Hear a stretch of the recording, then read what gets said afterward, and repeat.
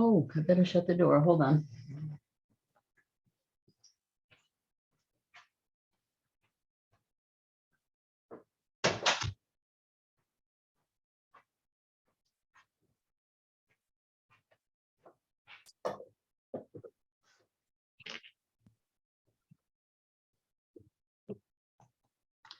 Okay, I think we can get started. I've only got a couple more people, but I'll let them in. It's just a little distracting to try to start the training and be letting people in at the same time. So hopefully we've got everybody here. I have at this point, who have I got? I just want to make sure I've got everybody. I've got Eileen, I've got Allie. Allie Rodriguez and Danielle are new to us, so everybody can say welcome to them. Becky Flowers is also new to us. Carol D'Angelo, Dina, Elizabeth Murtaugh, Faith, Robert, Teresa, and Yanira. And we do have several guests from the Guardian Ad Litem's office, so welcome to all of you. We're always happy to have you. We're going to kind of go back and look at our infant mental health roots this morning, because as those of you who've been with us for a while know, we've always done infant mental health, and not a lot of agencies do infant mental health.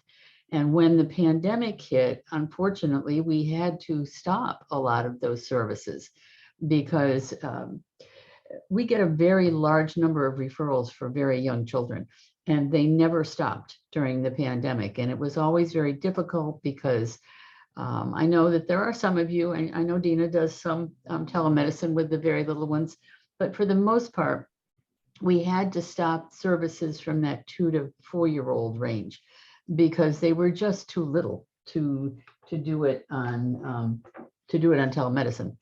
So we had to suspend a lot of those services. We really were unhappy about having to do that, but we had to. So now I think and hope and knock on wood that the pandemic is in the rearview mirror for most of us.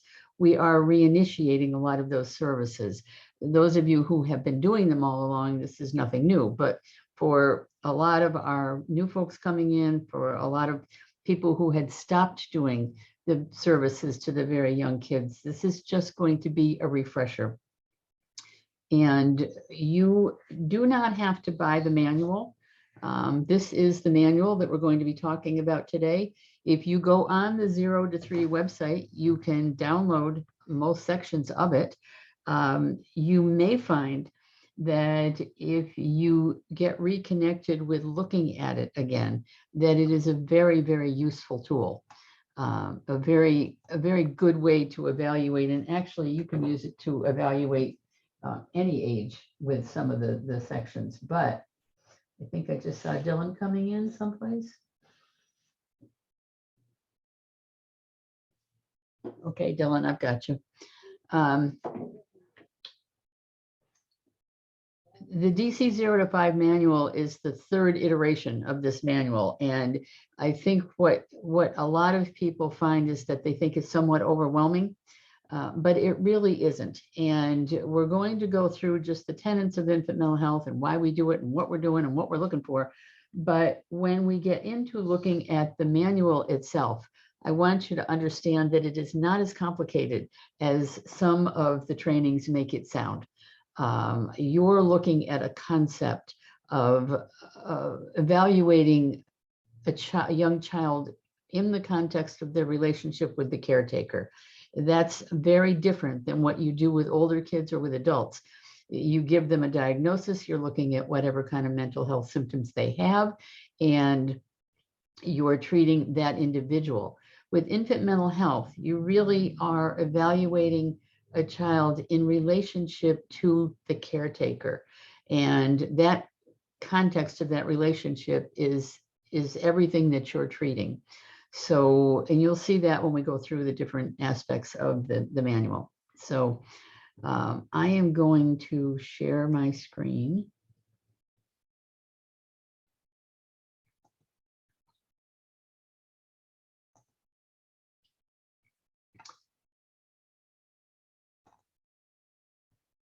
And hope that nobody else tries to come in because it's hard to see once the screen is shared.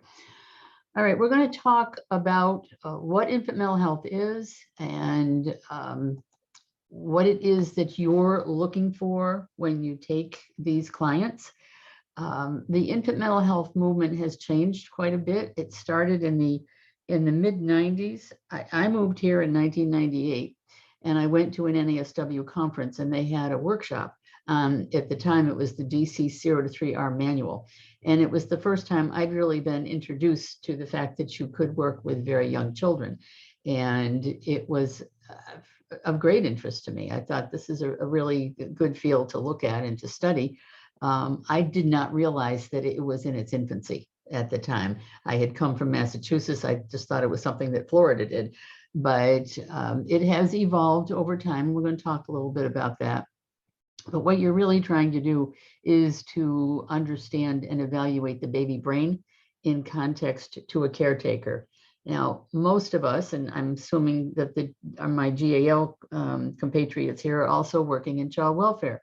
So we're usually working with disordered relationships and the effect of disordered relationships on a child's ability to grow and develop.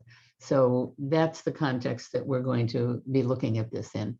So what we're going to do today, and hopefully we can get all of this done, is that we're going to look a little bit about the history of the infant mental health movement. And we're going to talk about what it is that we are evaluating with infants or with children. Babies have a lot of work to do. You'll never work as hard again as you will in the first year of your life. And you are probably learning, as those of you who've been to other trainings with us know, that you learn about 85% of everything you need to know in life in the first 3 years of your life. So babies have a lot of work to do. And we're going to talk about how they do that work. We're going to look at the DC 0 to 5 manual. And mostly I want you to understand the absolute importance of attachment to the infant mental health movement. That's everything that you're looking at, is attachment. And the manual is long and big, and it's got all kinds of stuff in it. You don't need, as with the the DSM-5, you don't need 3/4 of it. Most of what you see in your DSM-5, you're never going to look at again. Is there anybody here who does not have a paperclip in their DSM-5 over mood disorders, adjustment disorders, and PTSD? Because that's all you use anyway. And it's the same with this. I have all these little pieces of paper here. They're just for the pages that I need. And the rest of it I never look at. So we'll just kind of reduce that to its lowest common denominator. I'm going to show you a little video of Dr. Karen Purvis. Dr. Karen Purvis was at the University of Texas, Christian University of Texas. She was a leading proponent and advocate for children's attachment issues. She's the one who started the TBRI movement. And unfortunately, we lost her quite young. She died a couple of years ago of cancer. But her legacy lives on, and you will see when you watch this little video how very passionate she is about teaching us about attachment.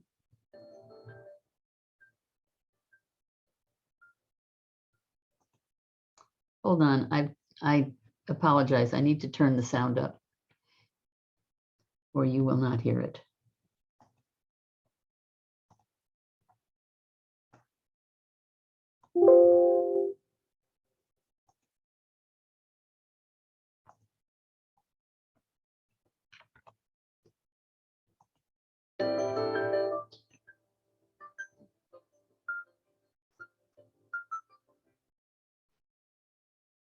This is the child who's tapping the pen, thumping his leg, touching the child, touching the crayons into everything. One of the most respected child advocates and leaders in the field of post-adoption care today is Dr. Karen Purvis, Director of the Institute of Child Development at Texas Christian University.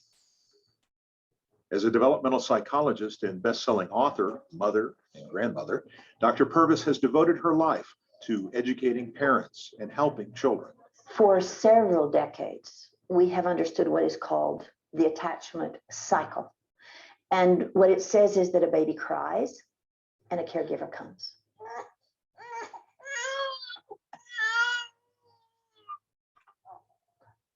And a baby cries and a caregiver comes. It happens, if you think about it, hundreds of thousands of times in the earliest years of life. This baby cries and the caregiver comes, and the child learns that their needs are going to be met. So they learn trust, which is the lesson of the first year of life. I can trust. Attachment is an affectionate bond between a caregiver and a youngster, a child, an infant. It's the bond that tells that child they're safe, that their needs matter, that they are precious. And in that attachment bond, the caregiver acts as the external modem for all the child's needs.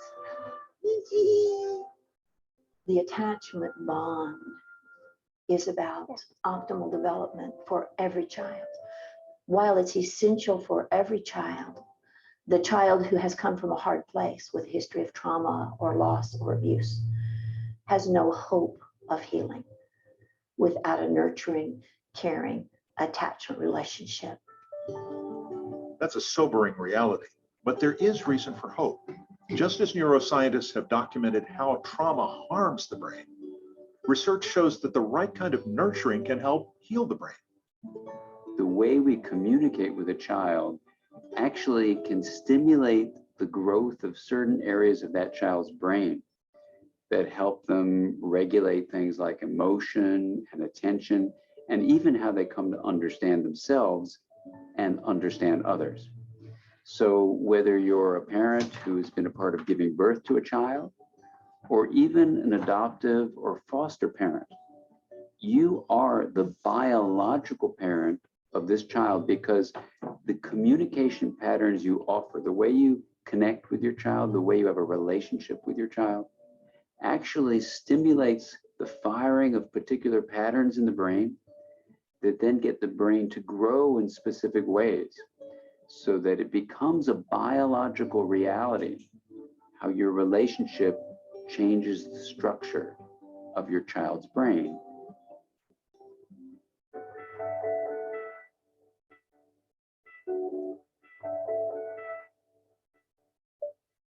Most parents are not aware of their own attachment style. Matter of fact, we think that's past and gone, it's behind us. But in reality, every one of us speaks some words we heard spoken, do some things to our children that were done to us. Every one of us has unconscious parenting strategies that, when we become reflective and insightful, very likely there's some of those strategies that we will choose to release and let go of, so that we can be most effective with our own. Okay. For many parents, this is brand new information. Come on here. We're trying as hard as we can to get through to our children and address their behavior in ways they can comprehend. And yet, especially with children from hard places, we're not getting through. By looking at ourselves and making sense of our own past, we can break cycles of behavior and learn new methods of interacting. One place to start is the adult attachment interview. What big dog would you have, Miles? Michael and his wife, Amy, say learning about attachment motivated them to change the way they parented. One of my boys, because I've got one who's prone to some real volatile eruptions of emotion. His feelings oftentimes were driving my feelings. So here's a child who has a difficult time regulating his emotions, especially when things don't go his way. And so he would blow up. And because I wasn't aware of what was going on with me, I would blow up. So rather than being one to help him calm down and bring everything under control, I'm actually adding fuel to the fire. Tell her how close you came. Dr. Siegel says these insights can benefit every parent. First of all, as a clinician and a researcher, I wanted to learn how to do that research on the adult attachment interview. But as a parent at the same time, I thought I better really do some serious inner reflection so that I don't pass on what happened to me in my past to my child. So here's the real question every parent can ask themselves. Do I love my child enough to take the journey to look inward at what might be very painful, so that I can liberate myself from the past and allow my child to have the secure attachment that I long to have had? That's the question each of us as a parent needs to ask. So people need to know that there's a huge amount of science behind the importance of a relationship a parent or any other caregiver has with a child. You know, relationships are brain food. All the scientific studies of happiness, longevity, and health point to relationships as the common feature. Relationships, relationships, relationships. This is powerful news for adoptive parents. This insight was a huge aha moment for these parents and triggered them to radically change how they parented their kids. As you look at attachment, you begin to find out that the way I interact with my children in the moment, moment by moment, day by day, can actually begin to change their brain development. That was kind of the cure, if you will, to the harm and the trauma that really every adopted and foster child is experiencing. There is no adoption and foster care without loss. There is no adoption and foster care without something having gone wrong in the past. So sometimes parents who've adopted kids or taken them into foster care come to me and say, well, I'm not the biological parent. And I quickly say to them, you know something? The relationship experiences you're providing for your child are influencing the biology of the brain. The kinds of ways we communicate with our child, the environment that we create, all those things literally shape the structure of the brain. And I don't know anything more biological than that. We're making cookies.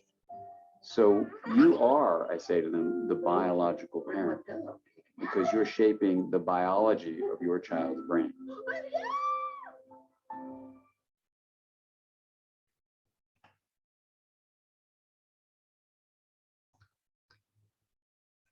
As I said, I think we lost Karen Purvis really early. She was only in her, I think, mid-60s when she passed away. But she really was a lot of the infant mental health movement in the 90s.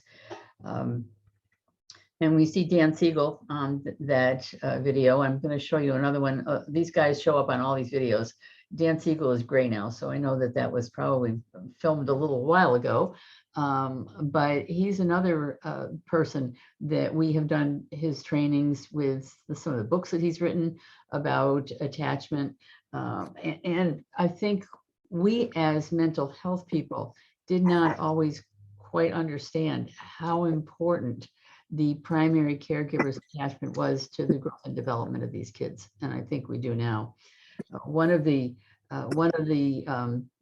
Good morning, Susan. I'm just going to ask you to mute your mic, otherwise you're going to get kicked back, but I entered you in.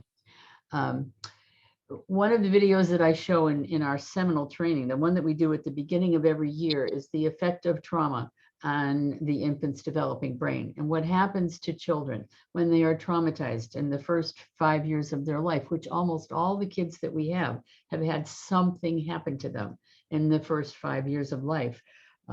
We show a video that my therapists wish I would lose, I think, about what happened to some of the orphans after World War II that were warehoused in orphanages and given very little care. And a lot of those children died.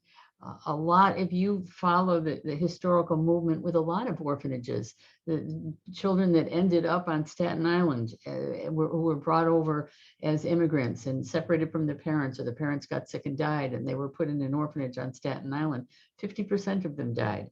Most children who are raised in those kinds of settings do not survive. And they don't die because they get sick.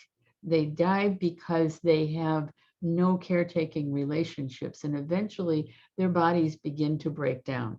We did not understand this until we had people like Karen Purvis, people like Dan Siegel, people like Bruce Perry, who taught us how important those relationships are.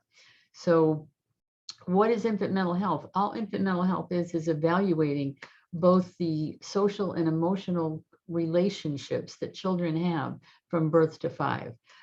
If you don't have any kind of caretaking relationship in the first 5 years of your life, you will not develop normally. Now, having said that, there are very, very few children who don't have somebody in the first 5 years of life.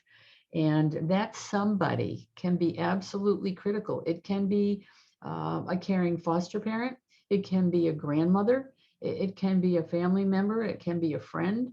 But if a young child doesn't have anybody to nurture them or to show them how to interact and how to have relationships, they're not going to grow and develop.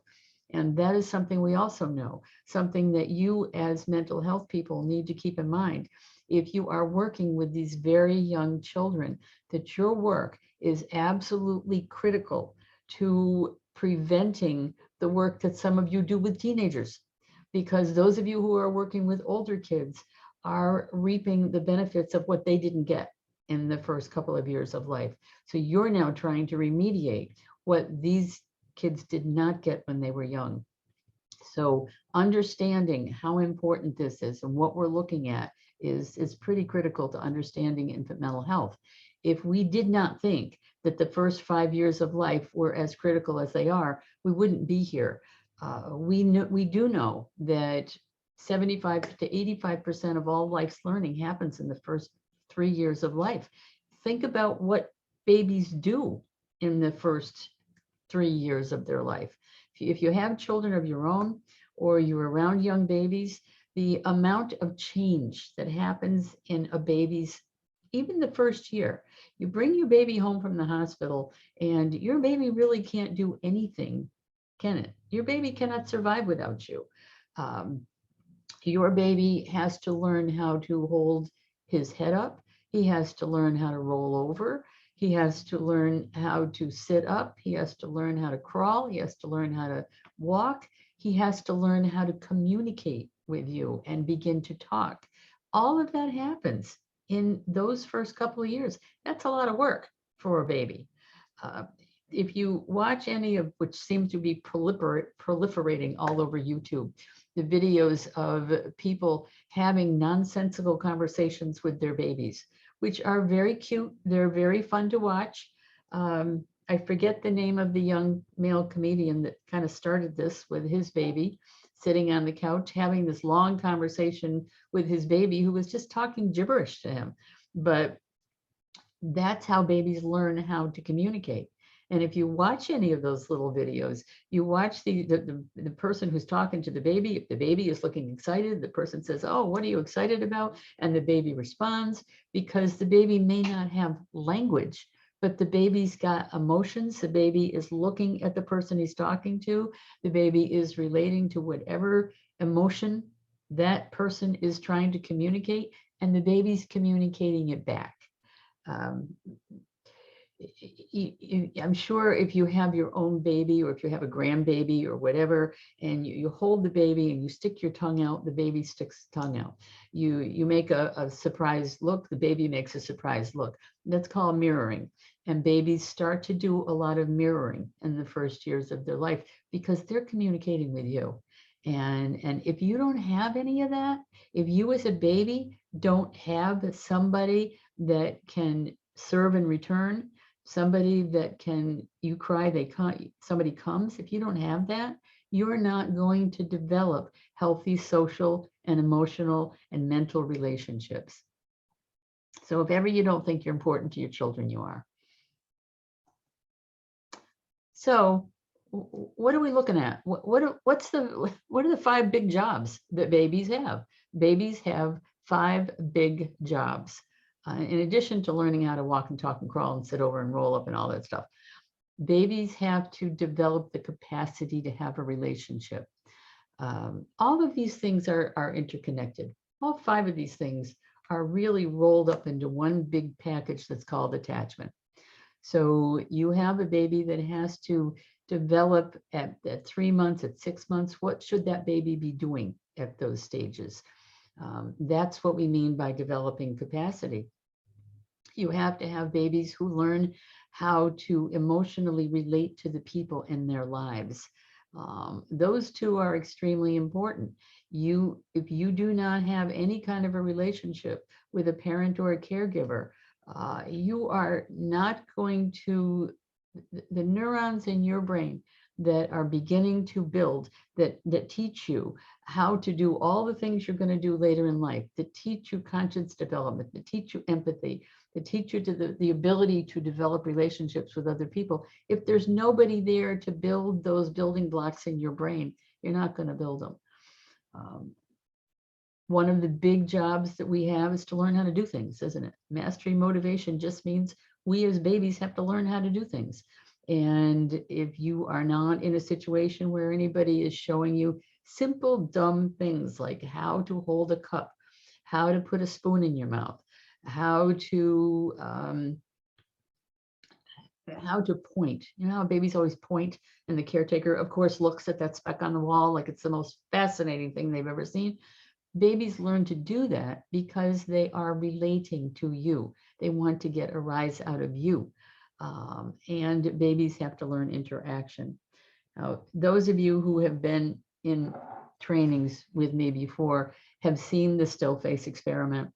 And the still face experiment, which you can Google on YouTube if you haven't seen it 400 times in these trainings, really what is a study that is done. We have a lot of studies that we have done about attachment. And in the still face experiment, the mother plays with the baby and coos with the baby and has 2 minutes of just interacting with the baby.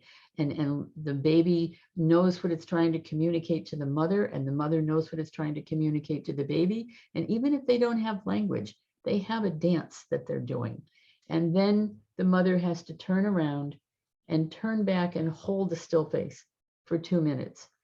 And in that 2 minutes, where that baby suddenly is not getting what they're used to getting from this caretaker, and it happens consistently in still face experiments, that these babies just lose their minds.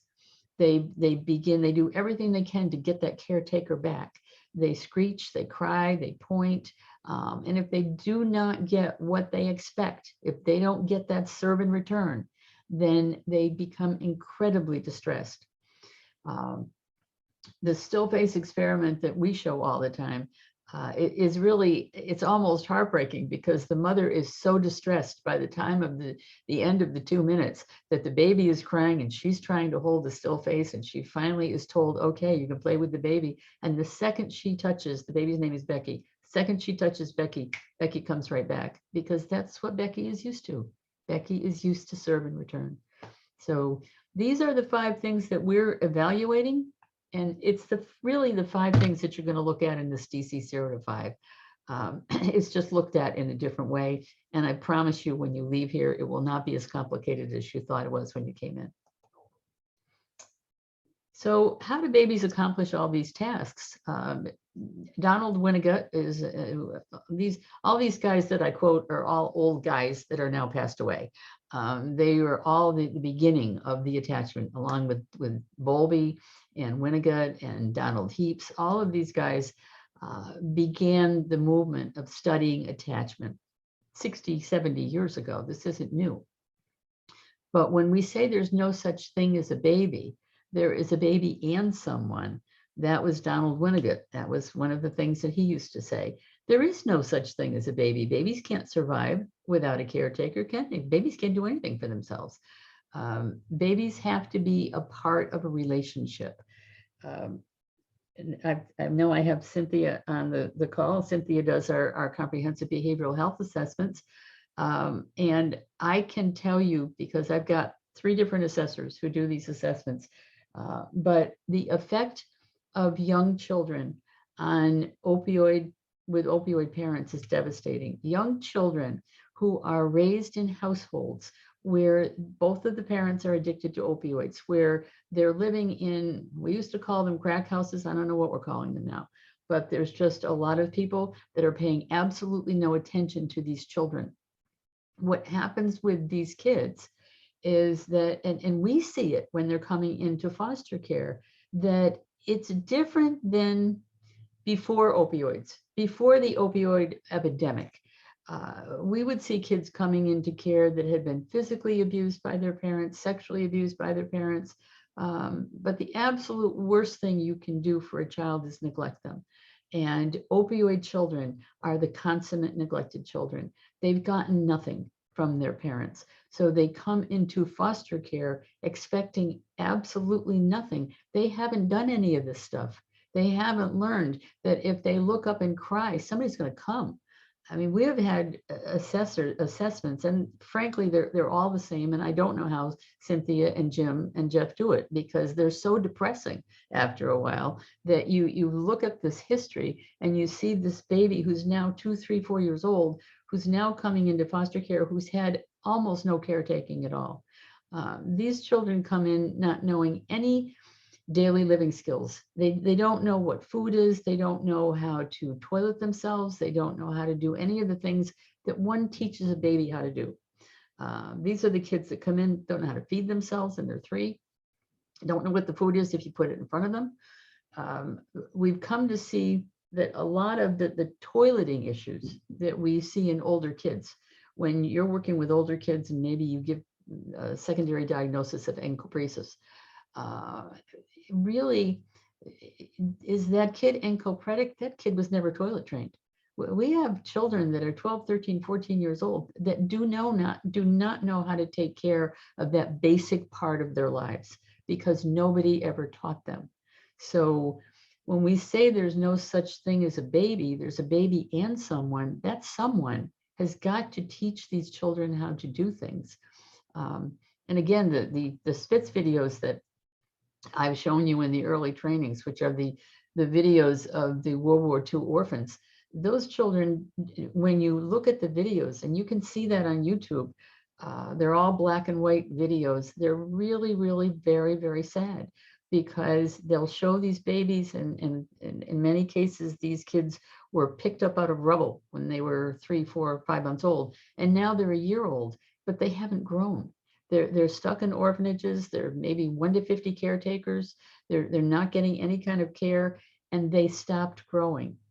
They just don't, and you can see a 10-month-old in one of the videos trying to roll over. He doesn't know how to roll over because there's absolutely nobody there encouraging him and helping him learn how to roll over. And again, attachment is the key to all of this. Right on cue, I'm going to show you the 4 stages of attachment. Neurons that fire together wire together is Donald Hebb's law. He was another old guy who was the beginning of this movement. They all look alike. When I looked them up, I don't mean to be irreverent, but they just all look alike. They're all older men in suits, pictures taken in the 50s and 60s, so they all have a certain look to them. But they are the ones who really started a lot of this. And Hebbs said that neurons that fire together wire together. What he was talking about is the neurons in a baby's brain beginning to wire together with the caretaker. And which is how, if you are very attuned to your baby, and you work really hard to be attuned to your baby, you're going to say, oh, that cry is a wet cry. That cry is a hungry cry. That cry is distress because the baby's afraid of something. Or that cry is, this is a bored cry, I just want you to come and play with me. That's what we mean when we say you're kind of starting to wire together. You're beginning to understand what your child needs. This is actually a lot of these studies come out of Scotland. So we get these cute little Scottish accents. But this is a study from the 60s from Glasgow, which interestingly enough has been replicated over and over and over again and found to be absolutely true. But it's a cute little video and it's not too long. When you were born, you knew no one, not even your parents, and you certainly didn't know any right or wrong ways to interact with them. So you just did what came naturally to you, as we all did, and developed into the fine specimen of a human that no doubt you are today. Schaffer and Emerson were interested in the concept of attachment in infants and suggested that a human infant's bonding period is much longer than that of animals. They also hypothesized that an infant's attachment with her parent grows stronger over time, And in 1964, they set about an observational study in Glasgow to find out more. The researchers measured indicators of separation anxiety and stranger distress. How did the baby respond to being separated from her parent? And how did she react to a newcomer on the scene? Schaffer and Emerson discovered that attachment types develop over time and correspond overwhelmingly with age. They proposed 4 stages of attachment. The first stage, usually lasting up to 6 weeks after birth, they termed the asocial stage. Newborn babies will typically form attachments with anything that breathes. Newborns don't tend to discriminate between humans and don't yet show a preference for their parents, but already show a preference for humans over non-human stimuli such as dolls. In the period between 6 weeks and 6 months, babies become more sociable as they develop through the indiscriminate stage. A 3-month-old can tell people apart and so starts to form stronger attachments with familiar adults. But babies currently in the indiscriminate stage don't show a fear of strangers until they enter the phase of specific attachment, which tends to develop at the age of 7 months. The key behavior identifying the specific attachment phase is separation anxiety, such as crying when their primary attachment figure leaves them. Babies also begin to demonstrate a fear of strangers in this stage. After a few months of favoring one specific attachment, babies start to develop an interest in building further attachments. This multiple attachment phase kicks in from around 10-11 months old and is marked by a significantly increased interest being shown towards friends, grandparents, and other familiar adults.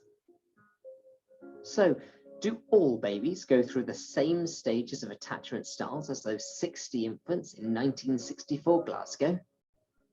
Every child is different and therefore varies from the course in her own way, but by and large, yes. Schaffer and Emerson's results have been replicated over and over again in different countries and amongst different social groups and have proved to be reliable findings.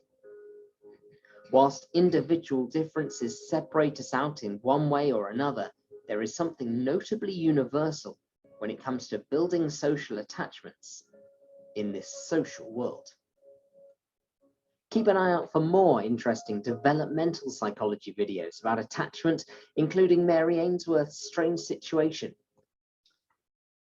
Actually, Mary Ainsworth's Strange Situation is one of the videos that we show in some of our other trainings. Mary Ainsworth, I believe she passed away in 1995, developed a social experiment called the Strange Situation, which, you can try at home, I suppose. It's usually done with babies at about 12 months of age based on what they're talking about with attachment. And with the Strange Situation, the mother is asked to play with the baby, kind of like the still face.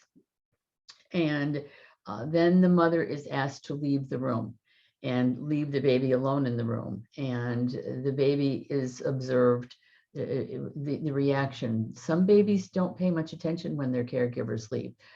Most babies at 12 months old become very distressed when their caregiver leaves them suddenly alone in a room. And then the caregiver is asked to go back into the room and try to comfort the baby.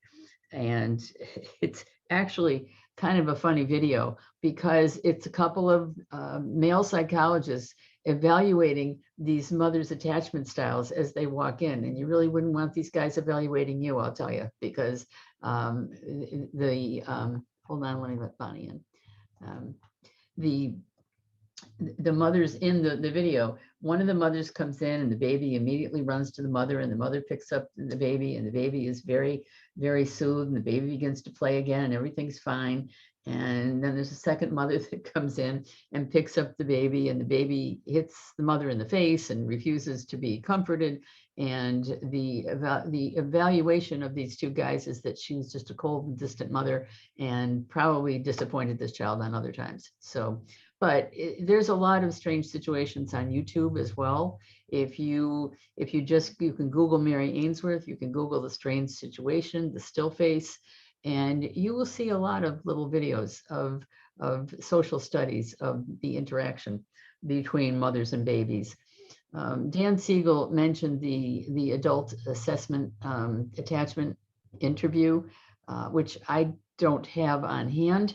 I have seen it, and one of the things it does is kind of help you as an adult evaluate what your attachment style is. I mean, we were all raised in, depending on our ages, in our cultures and where we came from, we were all raised in different circumstances and raised in different ways, but we were all raised with certain attachment styles, whether it was avoidant attachment or I forget what the other ones are, avoidant attachment, insecure attachment.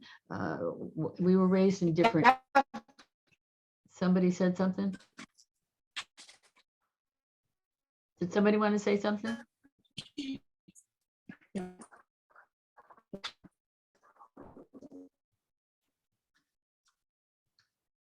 Okay, I think maybe somebody was just coming in and didn't have their microphone muted.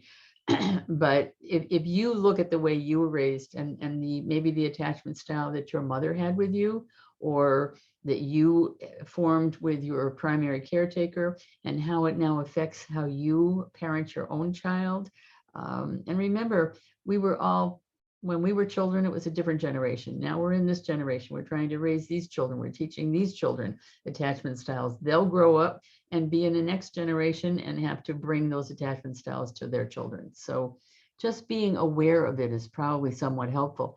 You heard the young adoptive father in the other video talk about how if his son blew up, then it triggered him to blow up, and that it wasn't helping anything, that there was no adult in the room at that point, and he wasn't able to diffuse his son's anxiety because he was then triggered with anxiety.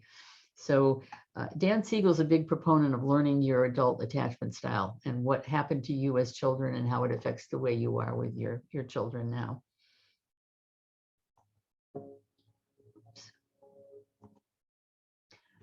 Okay. One of the things about doing infant mental health is that you have got to be very aware of the developmental stage that the child is in when you're evaluating them. So if you think about the kids that you are working with now, I always urge you, whether you get them when they're 13 or 3, I always urge you to look at what happened to them in the first 5 years of their life, because it's going to tell you a lot about how they were raised. If you look at a CBHA of a 12-year-old and see that that child was first removed at 18 months, mother was an opioid dependent mother was neglectful, child was removed at 18 months, mom went into rehab, child went back when she was 3, removed again at 4, and it now has been in foster care since that time. You're going to likely have a child with some pretty serious attachment issues, and think of how old they were. If you're removed at 18 months and you look at kids who maybe have gotten a little something from that parent before that parent went down the rabbit hole of opioid addiction, you might have kids who in the first 12 months of their life might have had something from that parent, might have been able to get something from that parent, might have been able to learn how to relate, how to interact, how to begin to develop relationships. But now think about what happens. Now that child is 12 months old and mom becomes addicted to opioids, and now mom disappears from that child's life. Anything that that child was learning up until now is going to stop, until perhaps that child goes into a foster home and meets a kind and nurturing caretaker who can give that child something. And then maybe the child begins to pick up and develop again, and then goes back home, is removed again. All of that interrupts social and emotional development.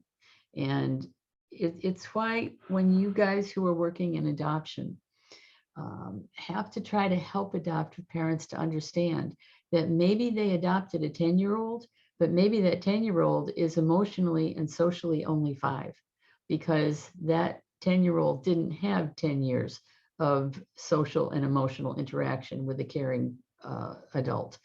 So it's kind of important to kind of point that out. We have to diagnose babies depending on where they are developmentally. And that's why we say it's like diagnosing a moving target. I mean, look at that little chart. Kids change so much in the first couple of years of their life. What developmentally a baby is expected to do at 1 year is very, very different than what they're expected to do at 3 years. So when we are assessing, if we get a 3-year-old and we are assessing, is this child developmentally what a 3-year-old should be? And that's what the manual is going to help you do. Is if this child was removed at 18 months and now you're getting them as the child as a client and the child is 3 years old, is that child going to be developmentally what they should be? They're probably not. It's one of the concepts that we really have to work on with adoptive parents, that kids are not going to be where they would be if they had, if your adopted child at 10, that child is not going to be where that child might be had they had 10 solid nurturing years. They've had interruptions. Perhaps they had a mom who kind of disappeared when they were 12 months old. They went into foster care. They came back home. They went again. All of those things interfere with social and emotional development. So what happens with emotional development? Why is this important?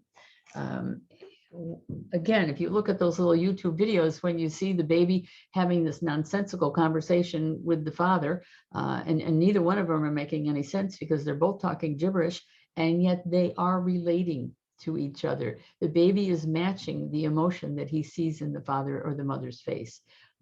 That's what we mean by emotional development. If you have never had any kind of an emotional connection with an adult, you're not going to recognize when suddenly that adult is happy or sad, because you as a baby are not going to be able to recognize when those changes occur. You're not used to seeing them. We also have to learn how to regulate our own emotions as babies.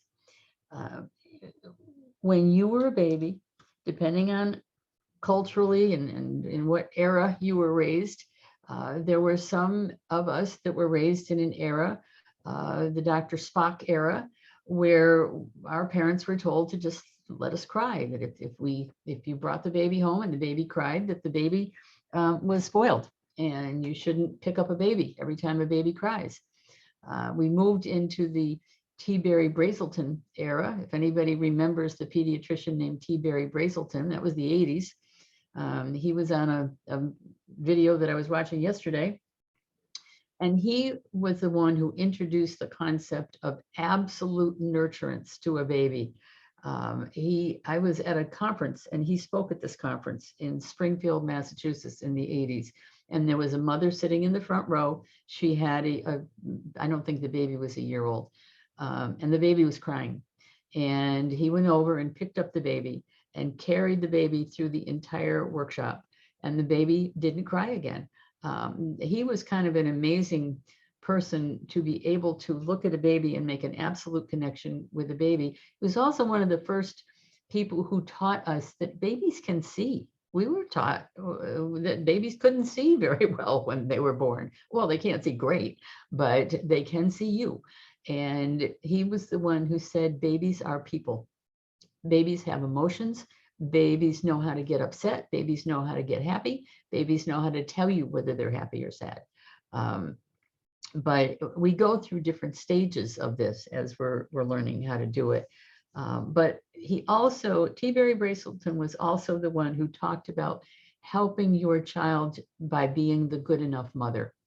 And the good enough mother is good enough to let you as an infant know that you're loved, know that you're nurtured, but also know that, okay, she's busy now. She needs to do something else. I'm going to leave her alone and I'm going to go to sleep. What's the expression that we use now? Helicopter parents? Helicopter parents really, there is a parenting style that we have seen of hovering. I mean, these are the parents that line up at the bus stop in their SUVs and get in my way when I'm trying to go around the corner because they don't seem to think that their 13-year-old can get out there and stand and get on the bus stop. Sorry, that's my little rant, because there's a particular corner when I'm trying to get to my office that they're all there in the morning, and they don't get out and talk to each other. They all sit in their SUVs and block the road. But that's helicopter parenting, and we do see a lot of that now. What T. Barry Brazelton said was that the good enough mother knows when to hold them and knows when to fold them. The good enough mother knows when it's time to let your baby figure this out for themselves. Because if you regulate every emotion for your baby, if you never let your baby be distressed, if you always hold your baby and always soothe your baby will never learn how to do it for themselves. And self-regulation is key. Now, what do we see with our kids? Think about the kids in foster care. How many of your kids are diagnosed with what? What's the big diagnosis that we all land on these children? ADHD. Absolutely, ADHD. Do they all have ADHD? No, they don't. But they haven't learned how to regulate their emotions. So they come into foster care, they look, at the beginning of the Karen Purvis video, she was talking about this is the kid that taps the pencil that hits the other kid that can't sit still in his seat. These are just children that have not been taught how to regulate themselves. In infancy, these are the kids that cry all the time, or they just stop crying because nobody's coming. These are the kids that rock. These are the kids who try to self-soothe by rocking, by sitting in their chair and not being able to calm down. These are the kids that get older and begin to abuse substances because they don't know any other way to regulate. The good enough mother is a good enough concept. If you're a good enough mother, you're good enough. If you're a good enough father, you're good enough, because your child will learn how to regulate. Think about the kids that we have that have severely depressed caretakers, who caretakers who just are not there. Those kids just don't learn that. I can tell you just from consulting at Florida United Methodist Children's Home, because those kids are much more severely impacted by their upbringing than the kids in outpatient. These are the kids who have not been able to be served in outpatient. So you do get them at a certain stage. By the time they get to congregate care, it's worse. And these are the kids that are prone to constant blowups. At one point, and this is in Volusia County, at one point, the police department, or the Volusia County Sheriff's Office began to charge the Florida United Methodist Children's Home because they spent so much time there. And if you know the sheriff in Volusia County, he's very outspoken, but he said, we have been here 283 times this month. So I just can't keep affording to send the sheriffs over there all the time. And what are they going over there for? They're going over there for Baker Acts, because these are kids who really can't calm down. Now, you guys write incident reports when there's a Baker Act, and I certainly see my fair share of incident reports that you've written for Baker Acts, but it's not 283 times in a month. So these are kids who really have not been able to reach that stage of calming down. And it's very sad when you watch it on video, when you watch some of the incidents after they've happened. And in one particular incident, actually it was a 16-year-old boy, and the child care staff worker came out of the office and went over to talk to him. There was no audio, so I never knew what the guy said to the kid, but he put his hand on his shoulder. Whatever it was that triggered this kid, he just lost his mind. He destroyed the entire cottage. It was Christmas time. He picked up the Christmas tree, threw it across the floor, overturned the furniture, opened all the drawers. There were games and puzzles. He pulled them all out, knocked everything all over the floor, broke dishes, and then went outside and sat down. because he just he had expended all of the adrenaline that he had on whatever it was that he was frightened about, whatever it was that had triggered him. And now he's completely calmed down.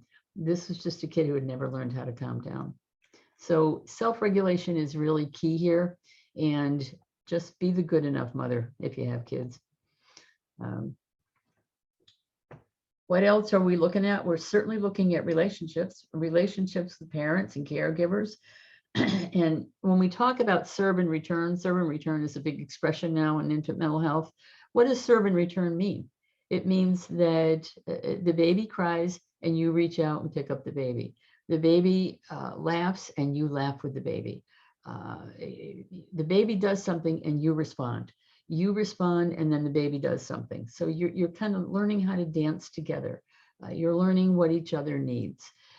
Do neglected kids have that? They don't. They usually haven't had stable, consistent relationships with caregivers. And when you get these cases, whether the kid is in foster care, whether the child is in an adoptive home, what you're going to be working on is improving the caregiver-child relationship. That's what infant mental health is. In a nutshell, we can look at this manual, we can go through the 5 axes, we can talk about all of these things, but at the end of the day, what you're doing is helping a caregiver and a child learn how to work with each other. When we very first started Circle of Friends, we had an older therapist. He's a male therapist. He'd been actually working with me in different capacities for a very long time. And we were talking about that we were going to start up infant mental health services. It was in the beginning of Circle of Friends. And I always remember him saying to me, what do you want me to do? You want me to crawl in the crib with the baby? I don't understand. And because in the era in which he was taught how to do therapy, it was all talk therapy. Those of us who are old enough to remember the 80s and the beginning of the 90s was really the beginning of family therapy. We didn't have family therapy before then, but family therapy was based on talking. It was based on never working with young children. In fact, if we had a family therapy session, we usually excluded anybody that was under 5 because we determined that they wouldn't be able to be an effective part of this family session anyway. But I remember saying, no, I don't want you to crawl into the crib with the baby. I want you to work with the baby and the caregiver. This caregiver is not in tune with this baby. This caregiver didn't have this baby. The baby was removed when he was young, and now he's back with her and she doesn't know what to do with him. Isn't that what our therapeutic visitation does now? For those of you who do therapeutic visitation, isn't that what you're doing? You're really trying to help a parent and a child who have had a disrupted, impaired relationship learn how to communicate with each other. It's never too late. But if they haven't had it in the early days, then it's very difficult. I don't know that I ever assigned this case now that I'm thinking about it. I might have given it to Eileen, or maybe I thought I was giving it to Eileen in a fever dream and I never did. I don't know. But we had a referral not that long ago for a 17-month-old child who had never really been with the father. And now the mother's rights have been terminated, and the case manager wanted us to have visitation between the father and the 17-month-old child. And Eileen is not looking like this is ringing a bell with her, so I probably did not give it to her. But we did attempt to do something, but what was our job in that case? Because the poor case manager said, every time I bring this baby in, the baby cries. And she was puzzled. And I said, well, the baby doesn't know this guy. And part of it was just, and the guy didn't know the baby. So part of our job was to try to help this father who I don't think he even knew he had this child, to understand, number one, why this baby was crying, what a 17-month-old baby should be doing, and what this 17-month-old baby was actually doing. And even just in trying to turn it to learn how to communicate or to reflect some kind of care and nurturing was very difficult for a guy, number one, who had no connection to this baby but wanted to, and a baby who had no connection to him but was afraid of him. So that's what we're doing. A lot of what we're doing in infant mental health, whether it's therapeutic visitation, whether it's parent consultation and training, whether it's working with the caregiver and the child, that's what we're trying to do.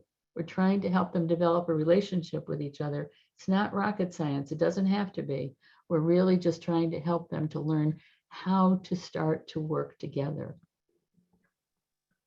which seems so basic for those of you who have children who said nobody probably sat down with you when you had your baby and said, here's your manual. This is what you're going to do. You did it because you had to figure it out as you went along. But a lot of these kids just have not had any of the things that we might expect them to have. Mastery motivation just simply means that the fourth task of infant mental health is to learn how to get out there and figure the world out. Now, there is a treatment modality called Circle of Security. And I have a very cute little video on Circle of Security. It's also Scottish, so you get the cute little Scottish accents again. But what is Circle of Security? Besides the fact that it costs you $1,000 to go for a whole weekend to learn how to do it. Basically, Circle of Security means that you are going to encourage your baby or your child to go out into the world and to explore the environment. But when it's time for that child to come back to center, you're going to be there. You're in the circle of security. You're going to say, go out and explore, my child, and then I'll be here when you're ready to come back. Most of our children, even if they attempted to go out into the world and explore, didn't have somebody saying, I'm here when you're ready to come back. And the knowledge that you can go back to your safe place is in all of us, isn't it? That's why we go home. That's why we might move away from home, but eventually we want to go home again. There is that need to go back in all of us. So if you have a child that has a very secure environment with the caretaker, that child's much more apt to go and learn how to develop their fine motor skills, their gross motor skills, their developmental participation. I have often told this story, but while I was, I think somebody just came in on the phone. If you could just mute your mic, then we won't get those little crackly sounds. I can't tell who it is. It's 813-650-3736. If you could just mute your mic, that would be great. And then eventually let me know who you are so I can give you credit. Unless it's Elizabeth coming in on the phone again. We do have that with Elizabeth sometimes. Just let me know. You can send it in the chat so I make sure I give you credit. I was doing a training at one of the group homes, and these group home parents brought their baby to the training. The baby, I think, started coming when it was probably a few months old. And it was a big, long room, and everybody would sit around the room. And the baby, I was way on one end, and the baby was always sitting in the corner on the other end, in between the parents who were sitting at the corner of the table. And while the baby was quite small, the baby was quite content to just sit there and not do anything. Well, eventually, the baby's name was Noah. Eventually, time went on, and Noah got to be about 2 years old. And Noah decided that it was time for him to look around. So one day I had sat down. I was doing the training, but I sat down on the other end of the table to, I think I was looking at my slides or something, and everybody was laughing. And I couldn't see what they were laughing about. So I came around the table and I looked down, and there's Noah. Noah has now crawled all the way, this is a big room, crawled all the way across the room. And he was at my feet, but he didn't know he was at my feet. So he got over, he got to my feet. I came around and I looked down at him, and he looked up like with this look of horror, like, oh shit. And then he turned around to his parents, and they're waving at him saying, it's okay, it's okay. It was such a beautiful example of mastering motivation. My trainings give me a lot of examples of that, but he looked at me, he looked at them, and they kept saying, it's okay, it's okay. So he stayed there. And eventually I would come in to do a training and Noah would come over and stand next to me. He was like my little co-trainer for a while. And, but his parents taught him that this is okay. This is a safe place to be. We're right here. You can see us. If you need us, you can come back here. And I watched as Noah grew older, because he was there for a while, I watched him really plunge into tasks that he might have been afraid to do had they not taught him that circle of security. I watched him one day, they gave him some candy and it was wrapped in foil. And he was still little and he was working at it. He couldn't get it open. He couldn't get it open. And they kept looking and they kept looking at me. And I just kept saying, well, let him try. And eventually he got that candy open. Now, a helicopter mother would have done what? Helicopter mother would have opened that candy in a heartbeat, but they didn't. They let him play with it. He got a little frustrated with it. He couldn't get it open, but eventually he got it open, and you know what he did with it? He ate it. So, but that kid was taught that it's okay. Go out, explore, do things. What about our kids? Our kids haven't been taught to go out and explore, because if they do, they're going to get hurt. If they do, there's nobody there when they want to come back. Think about your adoptive kids now that you're working with, and the adoptive parent can't get this child to go out and try anything. So I really wanted him to attempt. I wanted him to try this. I wanted him to maybe try piano lessons or try soccer or whatever. These are the kids that are afraid to try new things because maybe nobody will be there when they come back. Neglect affects everything. And lastly, and this is all interconnected, we have to learn how to interact with our caregivers. And again, that's why I look at these little YouTube videos of people talking to their babies and their babies talking to them, and nobody is using words. Nobody is using a language. They're just communicating with each other.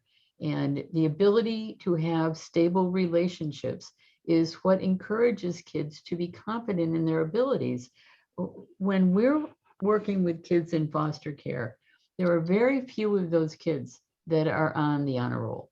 There are very few of our kids that are straight A students. When I watch, a few years ago, Florida United Methodist Children's Home became a part of the Volusia County school system. And so they are now a public school. They just have a school on campus. And the kids are on campus and they go through a program called social emotional learning. And the success stories have skyrocketed because before then, those children were sent out to the public schools. They went to DeBerry Elementary, they went to DeBerry Middle, they went to University High School, where there wasn't anybody aware of their particular backgrounds. There wasn't anybody encouraging them to do well, to mastery, to do mastery motivation. There wasn't anybody encouraging them to interact with other people because they are on an on-school, on-site campus. Everybody in that school, it's called Legacy Scholars Academy. Everybody in that school is aware of the background of those kids. Everybody in that school, from teachers to janitors, is aware of the need to interact positively, to encourage mastery. And the academic results since they started that school have been remarkable. But what it does is take a child out of a hostile environment, such as, and frankly, the public schools were hostile environments for those kids. The teachers would get irritated with them because they didn't know their backgrounds. The principal would get irritated with them because they created a lot of problems, and they didn't learn.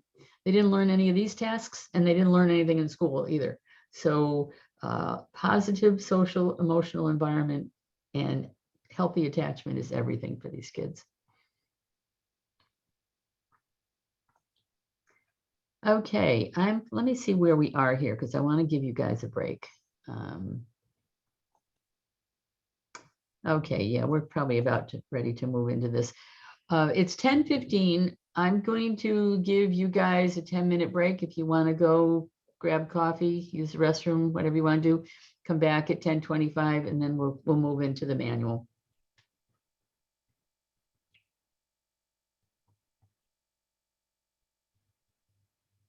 Thanks, Barbara. Okay, see you in 10.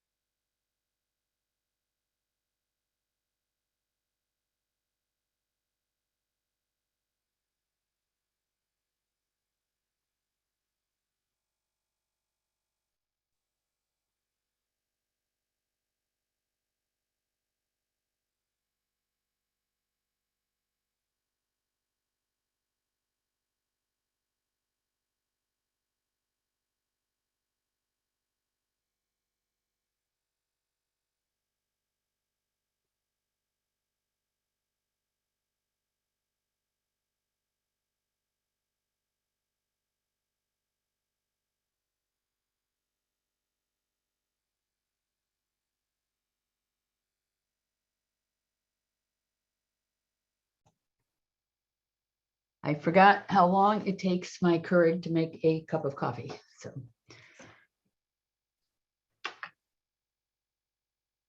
All right, does anybody have anything that they want to say before we go forward? Comments?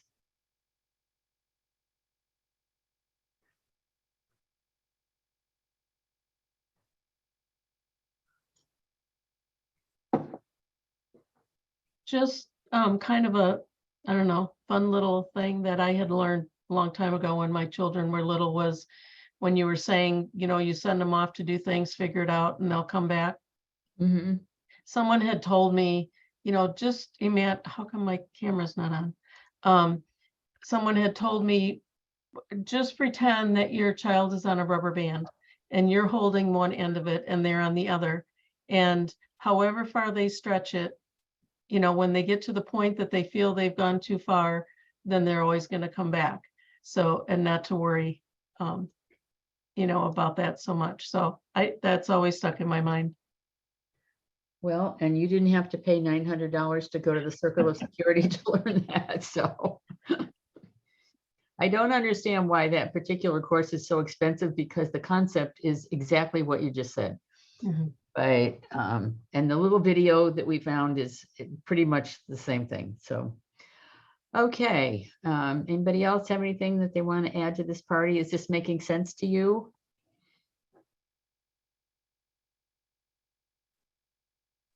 Yes, thank you.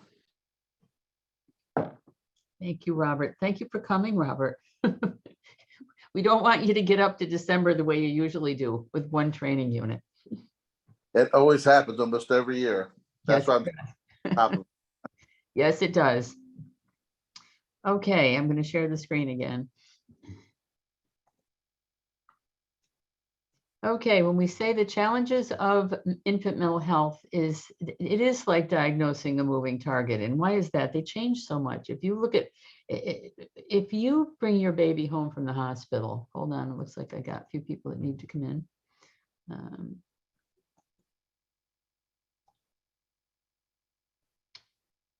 Okay, I think I got everybody back in.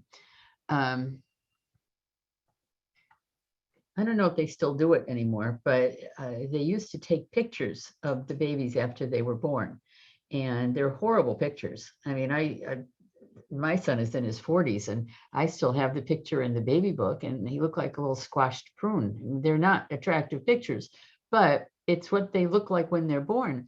Now, if you don't take a picture of your baby every single day when your baby is new, doesn't your baby change? I mean, they change in their looks.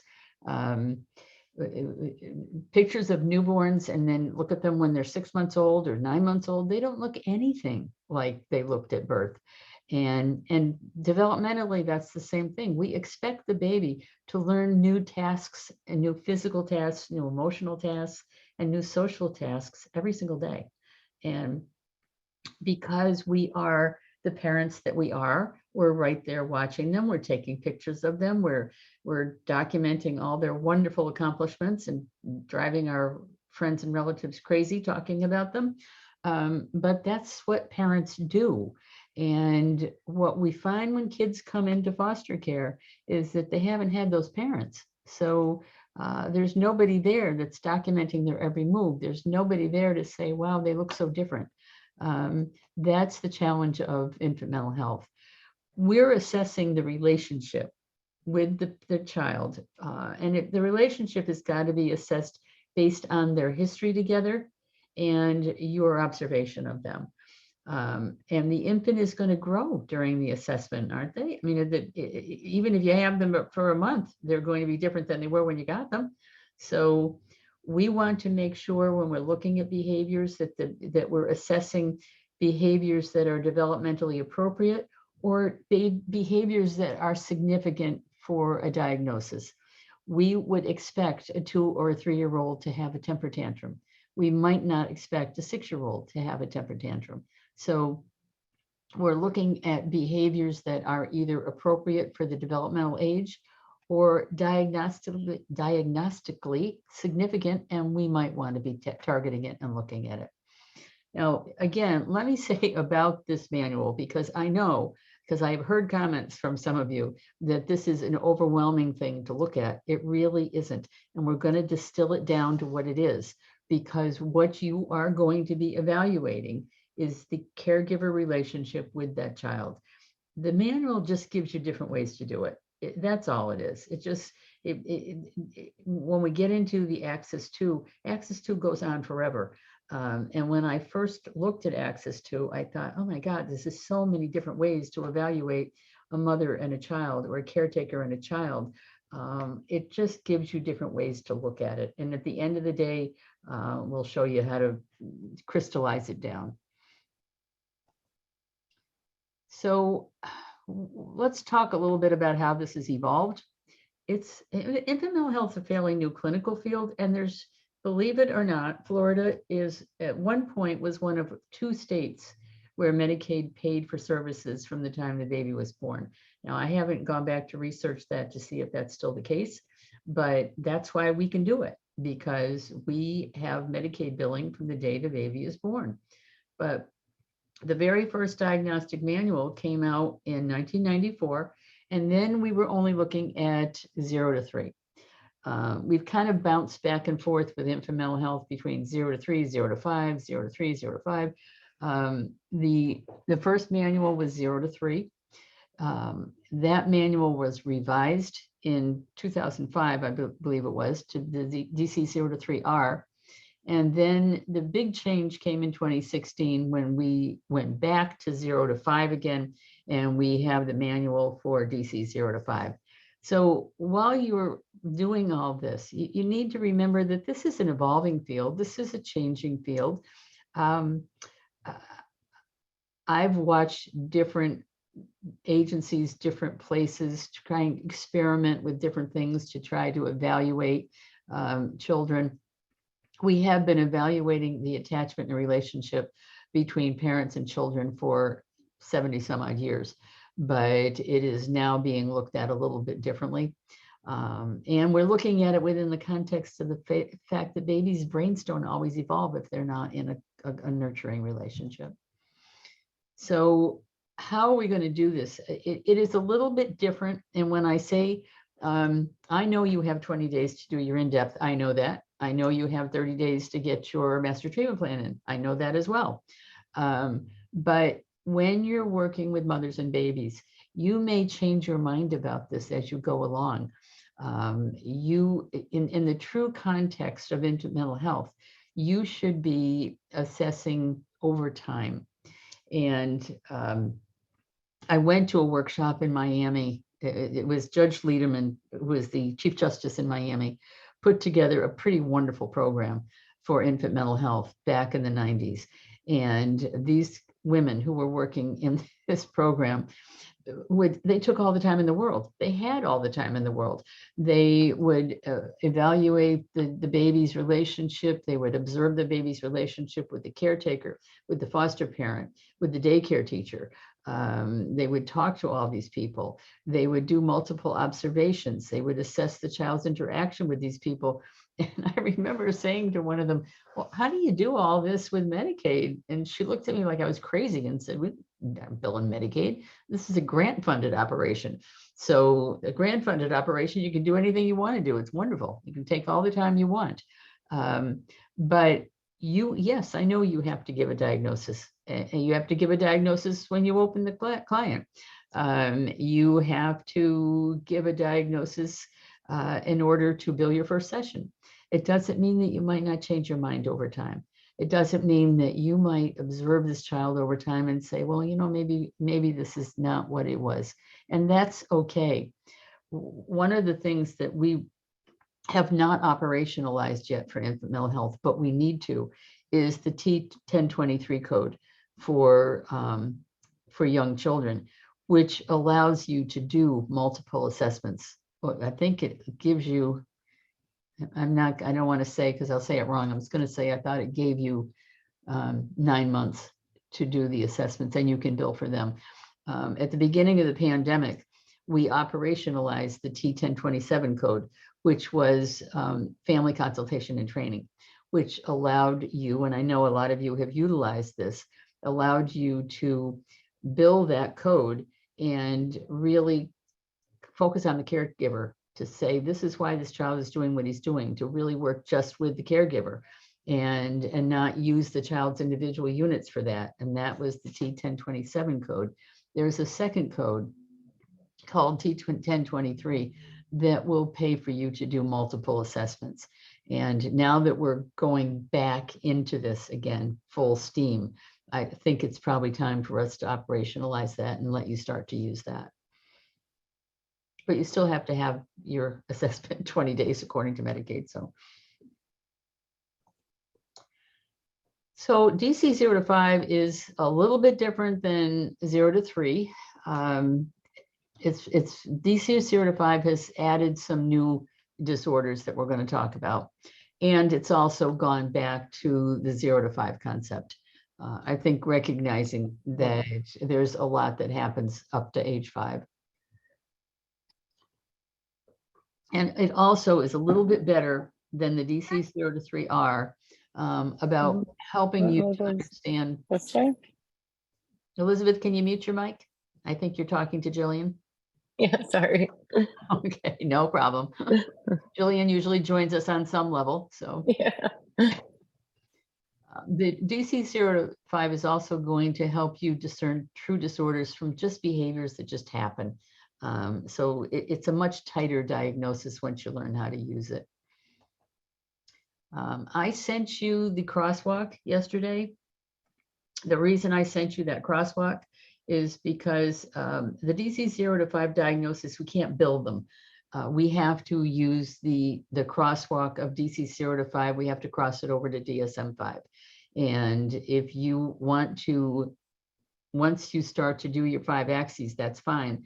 But when you do your in-depth, you're going to have to put as your primary diagnosis whatever crosswalk it is over to DSM-5. You have to put that in the assessment. It's pretty simple. That's why I sent it to you. So there's a few disorders. This is how this book is going to be organized, just so you know. It's going to be organized into Axis 1, which are just the clinical disorders. That's your clinical work that you're going to be diagnosing on. Axis 2 used to be called the Parent-Infant Relationship Scale. And that has been replaced by relational context. It is just a different way of saying the same thing. You're just evaluating the parent-infant relationship. They're just calling it relational context. And they look at it so many different ways that I can see why it confuses people. So we're going to get it to its lowest common denominator so you can use it. Axis 3 is you're going to look at all the physical health conditions.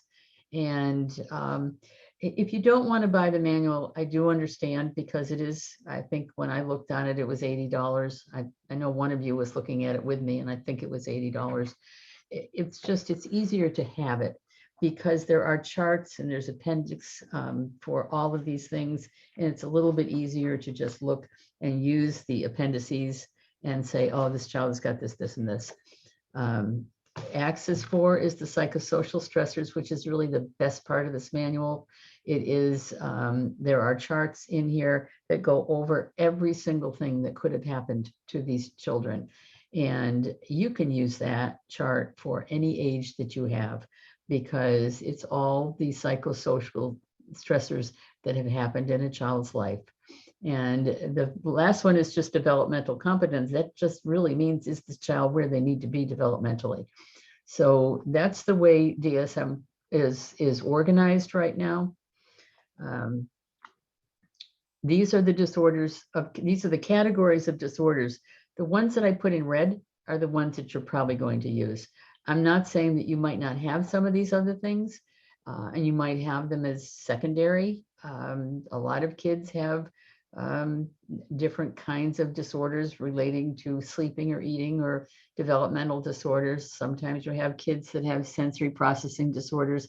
But what you're going to be looking at for Circle of Friends is most specifically the trauma and stress disorders, the anxiety disorders, and the mood disorders.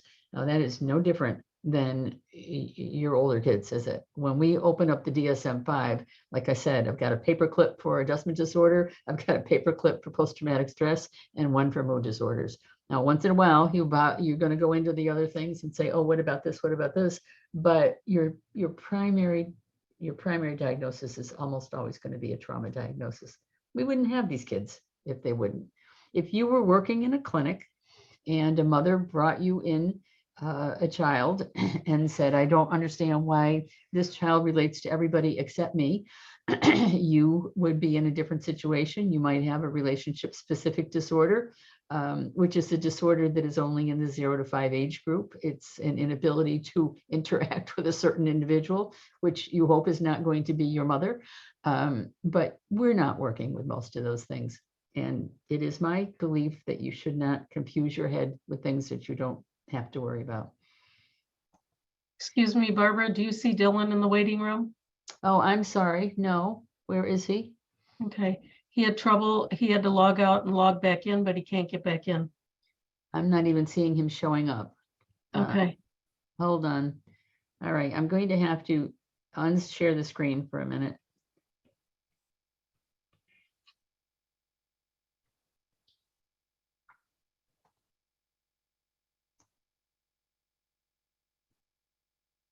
Oh, I don't see him. Are you sure? Yeah, he shows up on my end, but on my side, I'll just have him try again. I think he's in. Sorry, you guys, we don't want to leave Dylan out in the cold.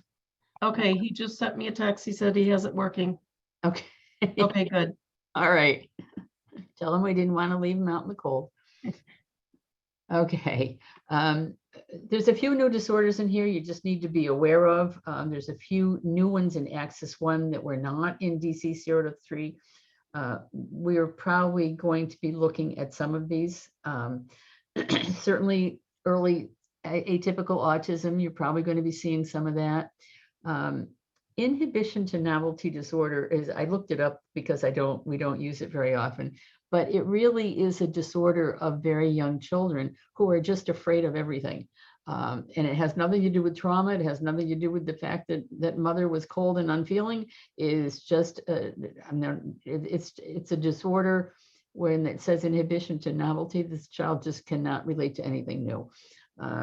Probably not one you're going to be using. You certainly might see the disorder of dysregulated anger, because that is very similar to the new one that came into the DSM-5, which was dysregulated, it's DMDD, whatever that one is, kids who blow up all the time. And relationship specific disorder to infancy relates to a child who is having a hard time relating to one specific individual aside from trauma. You're probably not going to use a lot of these as your primary. You're going to be looking for almost all of our children. You're going to be looking at some kind of trauma disorder. Oh, I'm sorry. I need to get back out of this. Oh, sorry. I can't multitask. It confuses me.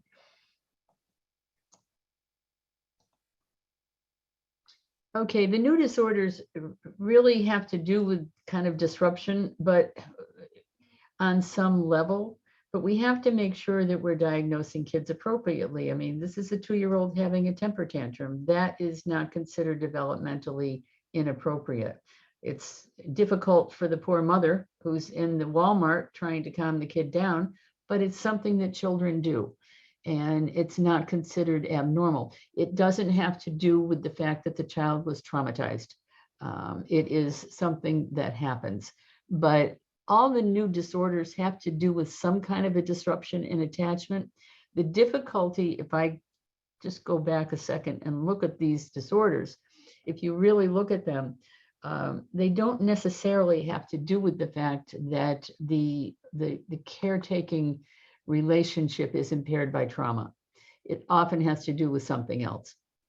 But so again, we're probably going to be looking at the ones that have to do with relationships impaired by trauma, which is why we're looking at the PTSD for under 6, the mood disorders, the things that have to do with trauma. What about reactive attachment disorder? We always have to make a note that reactive attachment disorder is in here. It's reactive attachment disorder is in the DSM-5 too, but we don't use it very often. And I really ask you folks not to use it at all. Because if you really look at the page in the manual that lists reactive attachment disorder, it also says at the bottom that this is a very rare disorder. It is very uncommon to diagnose this disorder. I don't know why it's in there. Even for very young kids that are raised in institutional settings, we do not see reactive attachment disorder very often. Now, if we go back to the kids in the Spitz videos that I showed all of you in the orphanages, you might, at that stage, have made a case for reactive attachment disorder with some of those children.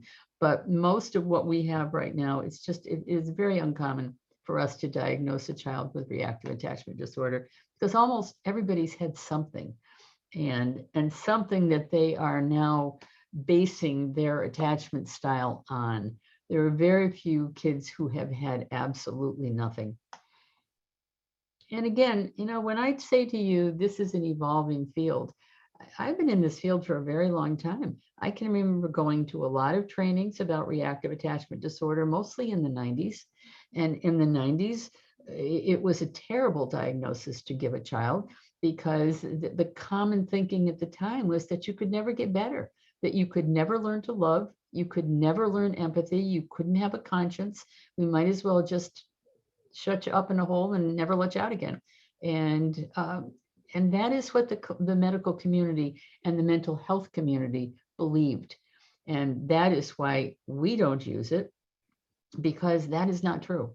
And we have to be very careful about not giving that message to adoptive parents who may think that this child, you're going to adopt a child, and you're at the match meeting, and the adoption worker says, well, yeah, no, he's got reactive attachment disorder. You're not likely to say, sure, bring this kid in. So just be aware that that is a very uncommon diagnosis. Okay. All we're going to say about Axis 1 is that just look at the diagnosis and make sure it fits. Make sure, because it is who we have, that this diagnosis is the result of trauma, that it has impaired the attachments with the caregivers, and that that you are using it appropriately. And if you have secondary ones, if you have a child that has an eating disorder, you have a child who has a sensory deprivation disorder, you can use that as secondary, but it's not what you're going to be treating.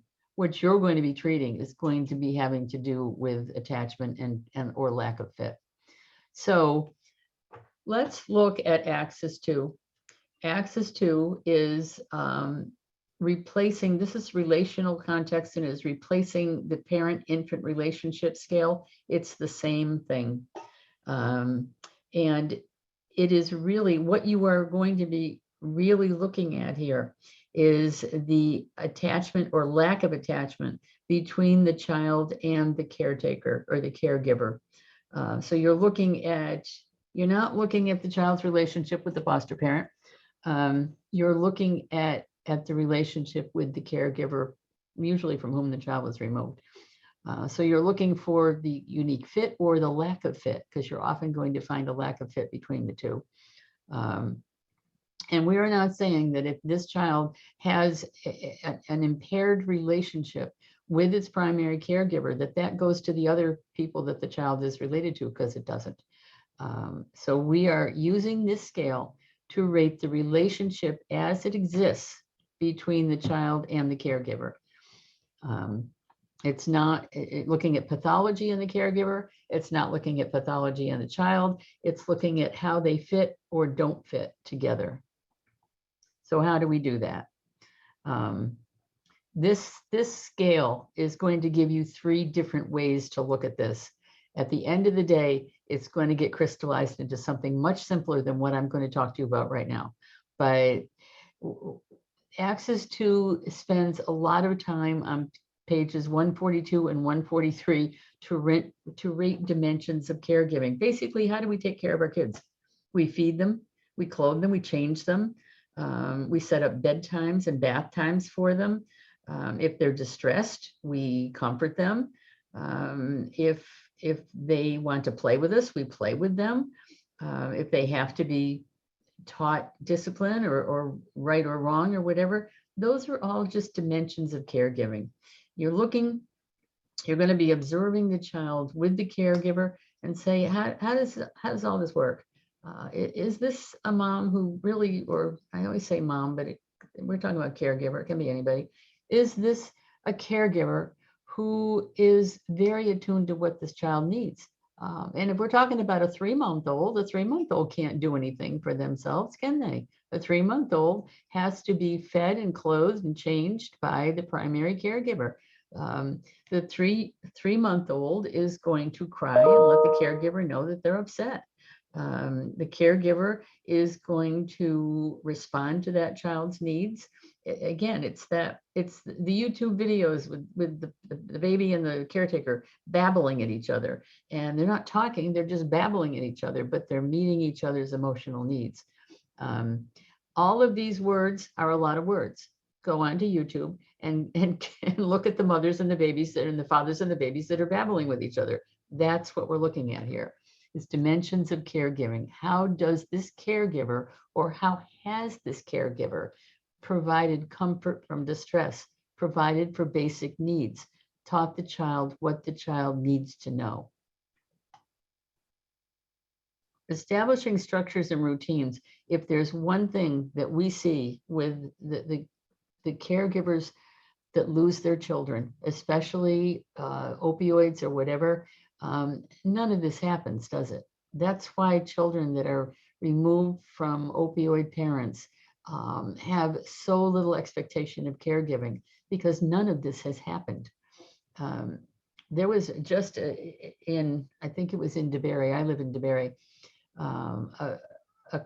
I guess for want of better words, it was a drug house. And it was over by where the post office is, off on a side road. And the neighbors kept taking pictures because there were at least 15 or 20 adults that were roaming in and out of this house.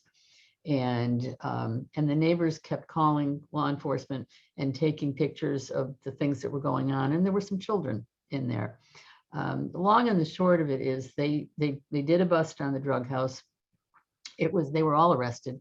The children were placed in care. But the pictures on the news of the condition of this house in which these children were living was unbelievably bad, to the point where the home was eventually condemned and they were just going to tear it down. There was no safe place in there for a child.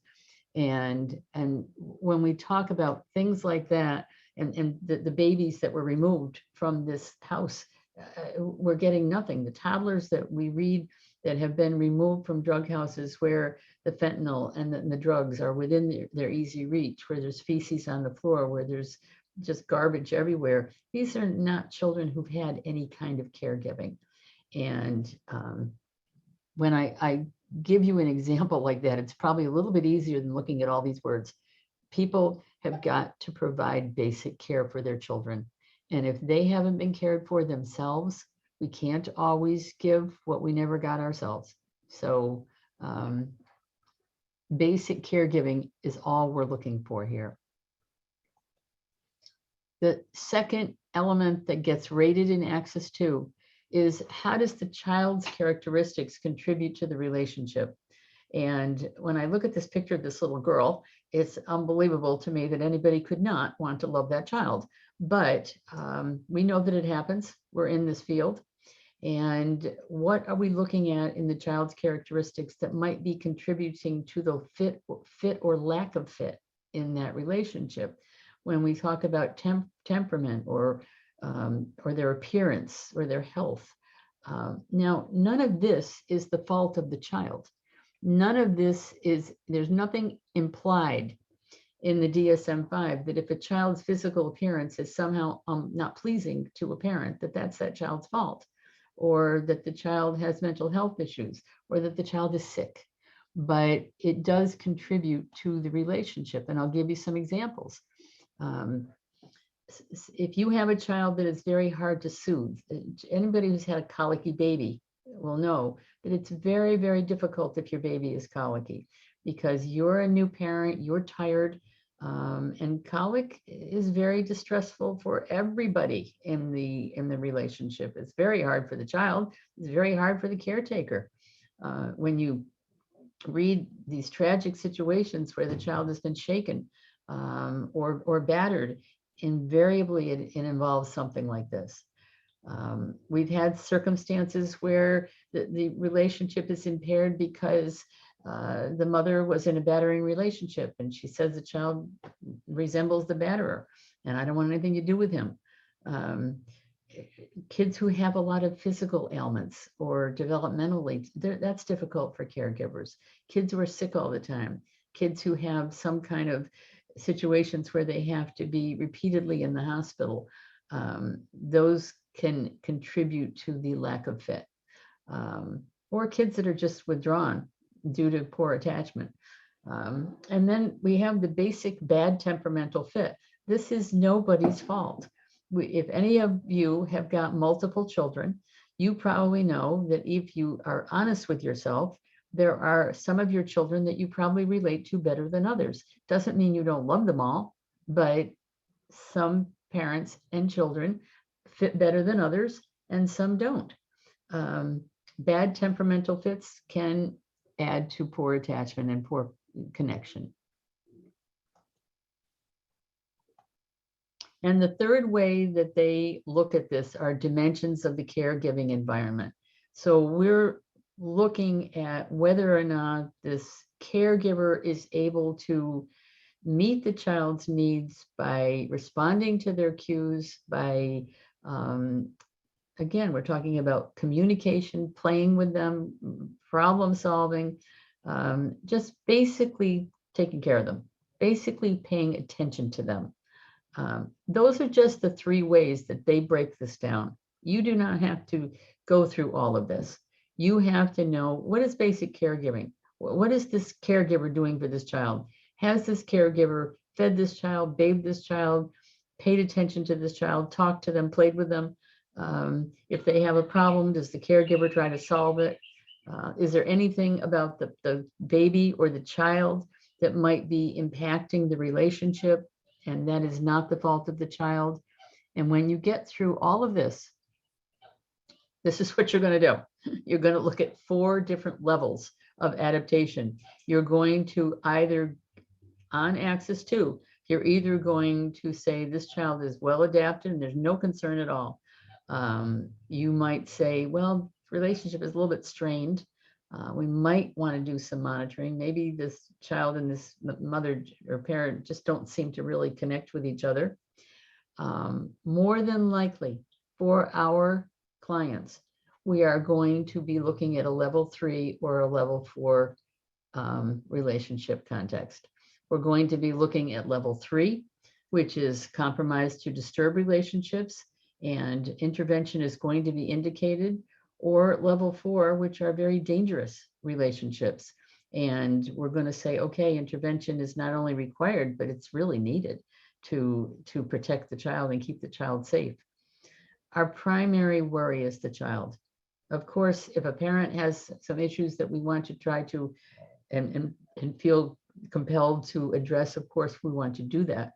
But your primary relationship is the child, and you've got to keep the child safe. So more than likely, you are going to be looking at level 3 or level 4. And if you have level 4, if you do an assessment and you're looking at child is now in foster care, but you're looking at the primary caretaker and saying this child was in a level 4 relationship with the primary caregiver, you're, number one, what are you going to want to do with the foster parent? You're going to want to tell the foster parent, these are probably the implications of this. These are the things that you're going to have to work on with this child who does not expect care, or maybe has gotten pathogenic care and may be very fearful of you or fearful of the world around them. So what I would say to you as you're doing this is look at whether you're doing level 3 or level 4, and then think about how it's going to impact what you're going to do with the child and the caregiver where they currently are. All right, I think probably most of you know who this is. When I say levels 3 and 4 areas of concern, they are. This is Andrea Yates. Is there anybody that does not remember who Andrea Yates is? Andrea Yates was a very, very severely disturbed woman. She had 5 children. She had gone from postpartum depression into postpartum psychosis. And her obstetrician had told both her and her husband that she should not get pregnant again, because every time she got pregnant, she had a severe postpartum depression. I'm going to show you a little video. I think it was 20 years ago that this happened, but she eventually drowned all of her children in the bathtub. and then called 911 and asked them to come. And as she drowned each one of them, she put them on her bed. So when the law enforcement got there, these 5 children were laying on the bed and they were all dead. We overlook postpartum depression sometimes when we're looking at areas of concern. So I say this to make sure that you do not overlook it, because it is nobody's fault if they go through postpartum depression.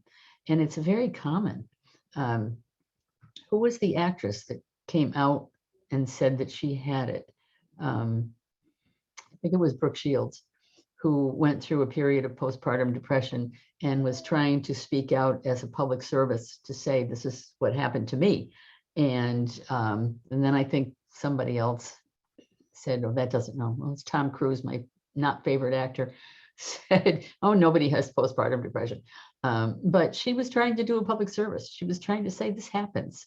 And I think it's very overlooked by obstetricians and gynecologists. But Andrea Yates was a real victim in this, and obviously her children paid the price for that. And this is just a little video clip from, I think it was the Today Show. 15 years ago, the nation was shocked to hear about this case. Rusty Yates returned home from work to a nightmare. His 5 children had been drowned in the bathtub by their own mother, his wife, Andrea Yates. Well, NBC's Janet Shamlian sat down with one of the few people who remains in contact with Andrea Yates as she lives out her days in a mental hospital.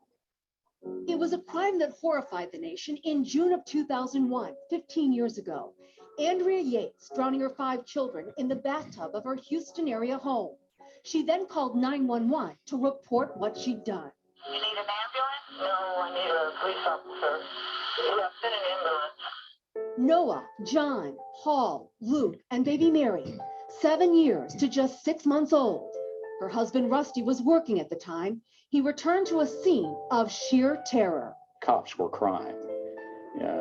There was a lot of emotion there. They were the guys that had gone to that house and had to recover the bodies. This morning, police found... Phil Archer of NBC station KPRC was the first reporter on the scene. They brought Andrea out, and her clothes were still wet, and her hair was still wet from the bathtub.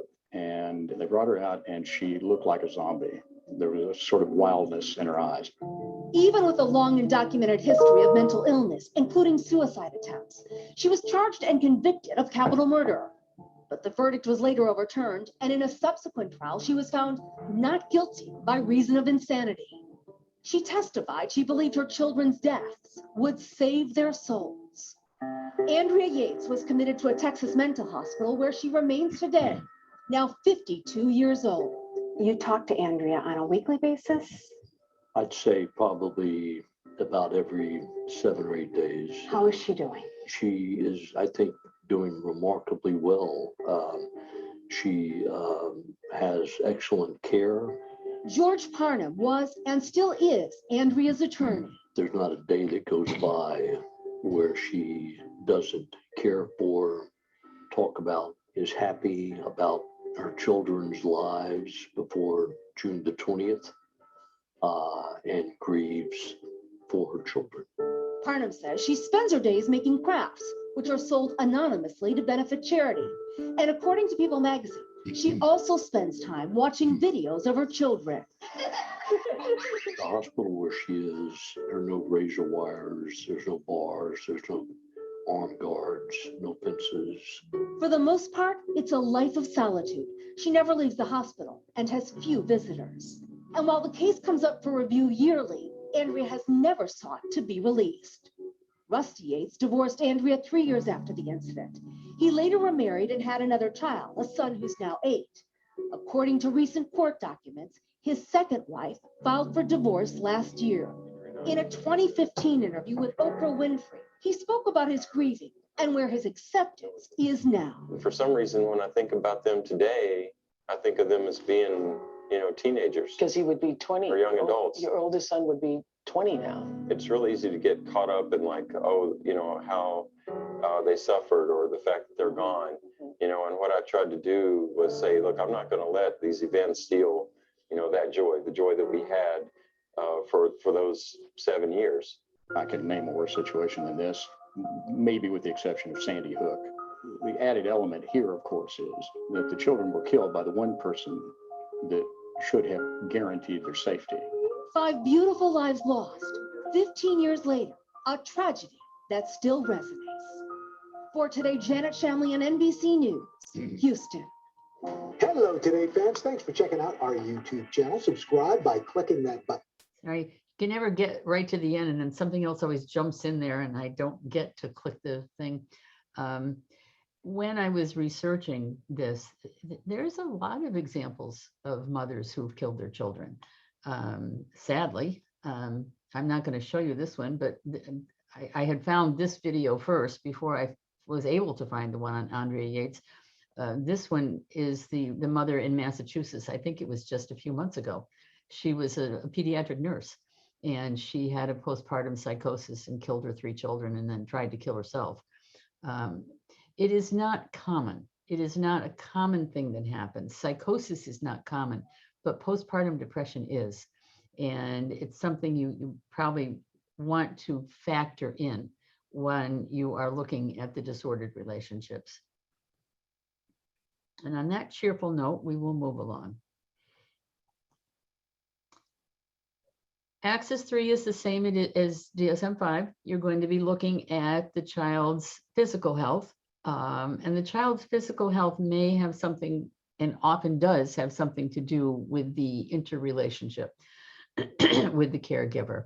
If you have a child that's very sick all the time, if you have a child that needs constant medical attention, that it's impossible to soothe, that in a sense changes the lives of your family, you have to be aware of how your own feelings are. Now, if you are in a fairly well-connected, supported household and you are a primary caregiver for a child like this, you're going to look around to your family and friends to support you.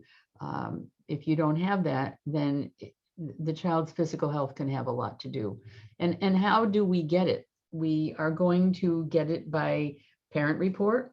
We're going to get the family history by, you might be looking in the CBHA for any medical history. There's a section in the CBHA that talks about medical history.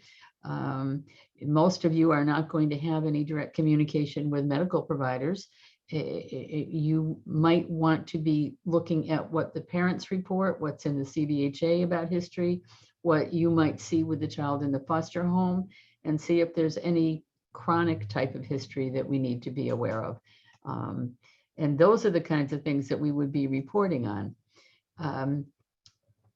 This, if you're using the manual, this is pages 150 to 151. We're certainly going to be looking at prenatal exposure to substances. We're going to be looking at prematurity. If a child is born prematurely, they often have developmental or ongoing medical issues that require a lot of caregiver attention. We're certainly going to be looking at those kind of medical conditions like colic or allergies or genetic syndromes, which I believe is misspelled now that I'm looking at it.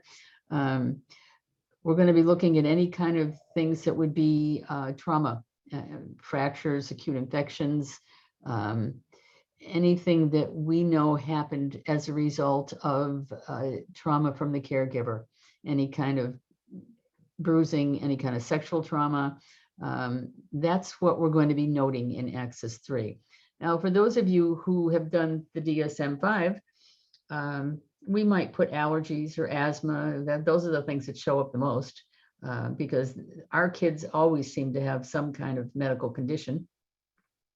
But if you use that chart, it will kind of guide you through what you might want to be looking at. And at the end of this, we're going to look at a couple of kids and how we did diagnose them with the 5 axes. However, the one that you probably are going to get the most information from is Axis 4, which is the psychosocial and environmental stressors. And when you can use this for any age child, but it is on pages 154 to 158. And again, I always have a little paper clip there, but there are charts that go on for 4 pages on this, the psychosocial, environmental stressors, housing challenges, challenges such as child protective service involvement, parental deportation, child abuse, trauma, disease, child health, the criminal justice system. The way this is going to read, you are going to be able to look at this and say, okay, challenges within the child's family or primary support group, birth of a sibling, change in primary caregiver, death of a parent, death of another important person, domestic abuse, emotional violence, and it will have age at onset and whether or not it was severe. So what you can do with any of it, and again, this would kind of guide you through it. It's so much easier if you have the manual, and it will tell you, well, challenges in the social environment, inadequate access to health care, child experiences bullying, child has witnessed to community violence, child lives in an unsafe neighborhood. How old was the child? Child was 2 years old. House, was it severe or not severe? Did it go on for months or not months? Once you do this, once you go through these pages and look at all of these, you can have a very complete checklist of what stressors this child has gone through and at what ages they were. So if you have a child where the stressors start at 3 months and then you see them ongoing and of duration up till the time the child was 4 years old, you're more than likely going to have a very traumatized child, and you're going to understand that. And you can use this checklist for any age child. If you have this manual and you have now taken on a 14-year-old and you just want to eyeball it yourself and you look at that chart and go, wow, this started when this kid was 2, and then it happened again when he was 4, and then he was removed when he was 6, and then his father was deported and his mother was incarcerated. Then they both died when he was 9. I mean, you can kind of follow these kids all the way up. You don't have to use anything in your bio. You can just use it to eyeball yourself and say, wow, this kid has had a lot happen to him. Kind of in another way, when we show you how to do the pictorial timeline in one of the other trainings, and the pictorial timeline is a way for a kid to kind of draw all the things that has happened to himself all the way along the line. This is just another visualization of what has happened to a child. And I'll show you what that's going to look like. And again, Axis 5, you're just really trying to capture, is this child developmentally where this child should be? And we're going to be looking at the mental health of this child, and we're going to understand within his developmental capacities, is he where he needs to be? Is he a 3-year-old that is functioning like a 3-year-old should be functioning, or is he not? Important information for adoptive parents. You're adopting a 10-year-old, but he's functioning more like a 5-year-old. And this is why, and this is not his fault. And this is how you are going to remediate it. Always important to tell them that you can remediate something. So Axis 5 is really trying to capture the range of competencies. Is this child delayed, or is this child functioning where this child needs to function?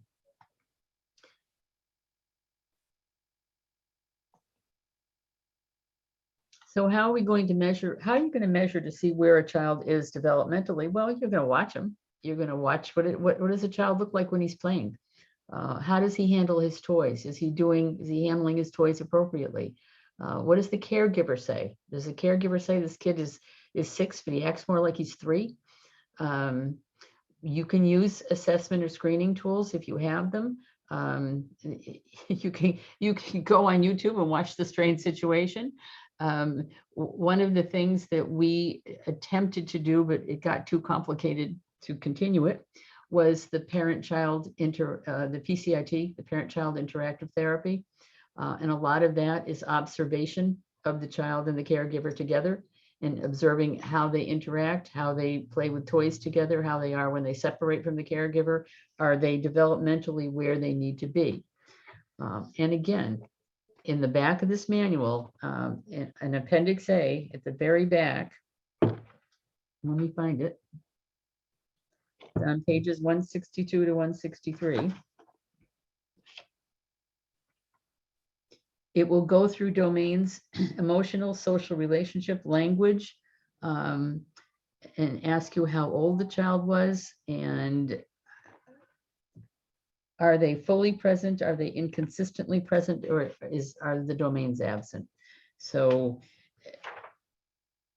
for those of you who are a little hesitant about buying this, it's going to be a whole lot easier for you to do it if you have the manual.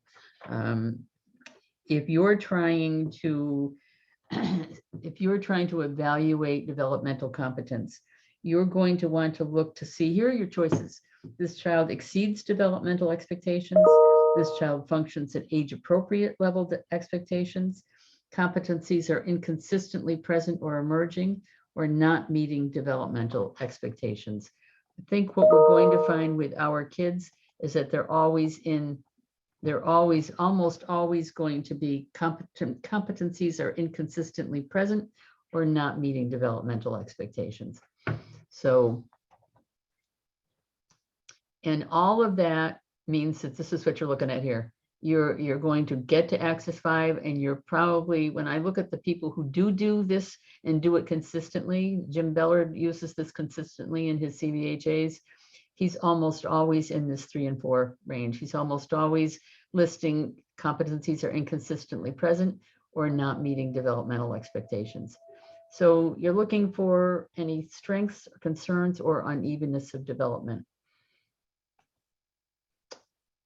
So finally, I want to go over just 2 brief cases right now. I want to show you what the axis look like when we put them together. These were a couple of our kids. I always use our kids because our kids give me the best examples of what we're looking at here. This was Connor. He was 24 months when we got him. He was a Volusia County resident. He was eventually adopted, but his mother was 17 when she gave birth to him, and she had been raped. And when he was born, he tested positive for cocaine, as did she. And he was immediately placed in foster care for the first 9 months of his life. And she did come and see him. She was given weekly visits, and she always came to see him. And then at 9 months, he was given back to his maternal grandmother. And the mother also moved back into the home, and things looked like they were going to be reasonably okay. But he had chronic ear infections. And because he had chronic ear infections, if you have children that have had chronic ear infections, it causes hearing impairment. And it definitely causes impaired speech development, because kids who can't hear can't mimic what you're saying. And we often see chronic ear infections in that 2-year-old range. After he went back to grandma, the mom relapsed, sadly, into drug use, and she finally left. So he saw her sporadically from the age of 9 months to 24 months. And then she would visit, but she would visit sporadically, and she would often be high. And when he did see her, he would have a lot of tantrums, and he would have difficulty sleeping during the visits. So what do we have here that's diagnostic? If you look back for a minute, you have, he was born for cocaine at birth. He was removed at 9 months. So she was not paying much attention to him, but he was immediately removed. So he was never really with her. They were both born positive, and he was placed for 9 months, which is pretty formative, isn't it? The first 9 months. And she did see him. She attended regularly, and then he went to grandma, and she came back but relapsed. And that is so often the case with our opioid mothers and fathers. They do relapse. And then when he did see her, he had a lot of difficulty, tantrum, he had difficulty sleeping. None of this is unusual. So what did we do with him? And this was actually taken out of his file. For Axis 1, this was one of our local therapists. She gave him separation anxiety disorder because she felt that fit the best. And his relationship level, she put him at a level 3, compromised to disturbed relationships. Remember, he had some relationship with her, but not a lot. It wasn't at the point of the Andrea Yates drowning in the bathtub situation, but she thought that level 3 was compromised and that it warranted attention. His physical stuff, of course, he was addicted at birth. He had chronic ear infections, which caused language and speech delays. Language and speech delays can be frustrating for marginal parents because it impairs their ability to have any kind of connection with their child, because often they can't understand them. And the child can't be understood, so then the child gets frustrated. And if you've had children that have had speech delays, and a lot of our kids have speech delays, it impairs their ability to communicate. And so she gave him all of that. Access 4, there was a lot going on in Connor's life. He was in foster care for the first 9 months of his life. He had ongoing and severe parental substance abuse and neglect. The chronic medical issues were ongoing and severe. Remember, I said you can rate them as duration and severity. She said they were ongoing and they were severe. His separation from his mother, 24 months to the time that we were doing this, and he was involved with ongoing with the department. So she felt his developmental competencies were inconsistently present. They weren't severely delayed. They were inconsistently present because grandma was at least there to try to help him with some of this. So that's how we would break that down in Access. It doesn't have to be all this. You might not go quite to this extreme. We did this for purposes of the training, but you might want to pick out the most severe parts of what this child has happened. Certainly removal at birth and ongoing substance abuse and parental neglect and chronic medical issues, all of which led him to not be delayed, but to have competencies that just were not always present. And this is the second one that we did. This was Megan. She was removed at 36 months. She had a single mom who had substance abuse and mental health issues. And when she was removed, she was underweight. She was behind in all her developmental milestones. She'd been with this mother for the first 3 years of life. And mom had been on drugs and mom had mental health issues and didn't pay much attention to her. So she had very severe PTSD symptoms when we got this kid. She was withdrawn from men. She did very repetitive post-traumatic play. And you know how we talk when we did the expressive therapies training, and we talked about the difference between toxic play and post-traumatic remediative play. She just repeated things over and over and over. She never got to resolution. She just had repetitive post-traumatic play. And when she was taken to the doctor, she had genital herpes. So at that point, we were had pretty clear and convincing evidence that she had been molested. So this was her snapshot at 36 months. And what did we look at for her? She was, I forgot there was a second page to this. She was granted supervised visitation with the mother. But when mom did come, she didn't often come. But when she did, Megan was very afraid of her. And she wouldn't go near her. She wouldn't let her mother try to engage with her. And usually after the visit, she would soil herself. This was a very, very damaged and very frightened little girl. These are not their pictures, by the way. I never use their pictures. I just want to say that these are stock pictures. Somebody asked me once, and we just use stock pictures. So what did we do with her? Well, we gave her post-traumatic stress disorder because there wasn't much question that she was suffering from post-traumatic stress.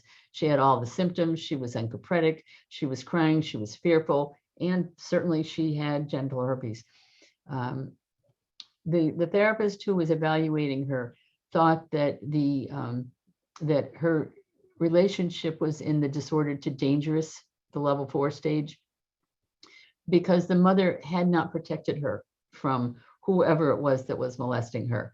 So what we do with these things is we kind of put the whole picture together. You're looking at a kid who's had severe trauma in her life, and her relationship with her primary caregiver was dangerous. She had genital herpes and certainly delayed milestones because she had not been cared for. And when we looked at her axis 4, she had been with her mother for the first 3 years of her life, a mother who was not protecting her, who had mental health issues, who allowed her to be sexually abused. So we're looking at ongoing and severe parental abuse and neglect. We're looking at possible sexual abuse prior to the 36 months and ongoing and severe and CPS involvement. Megan did not meet developmental expectations. And when you look at a child who those formative years are very important. So for 3 years, she got pretty much nothing. So she did not meet developmental expectations. What we had with Megan was a pretty damaged little girl that needed a lot of remediation and a lot of nurturing, mostly to try to undo that axis 4. Axis 4 is where the relationship disorder lies. And if you have a child that comes in with an axis 4 relationship, you know what your work is.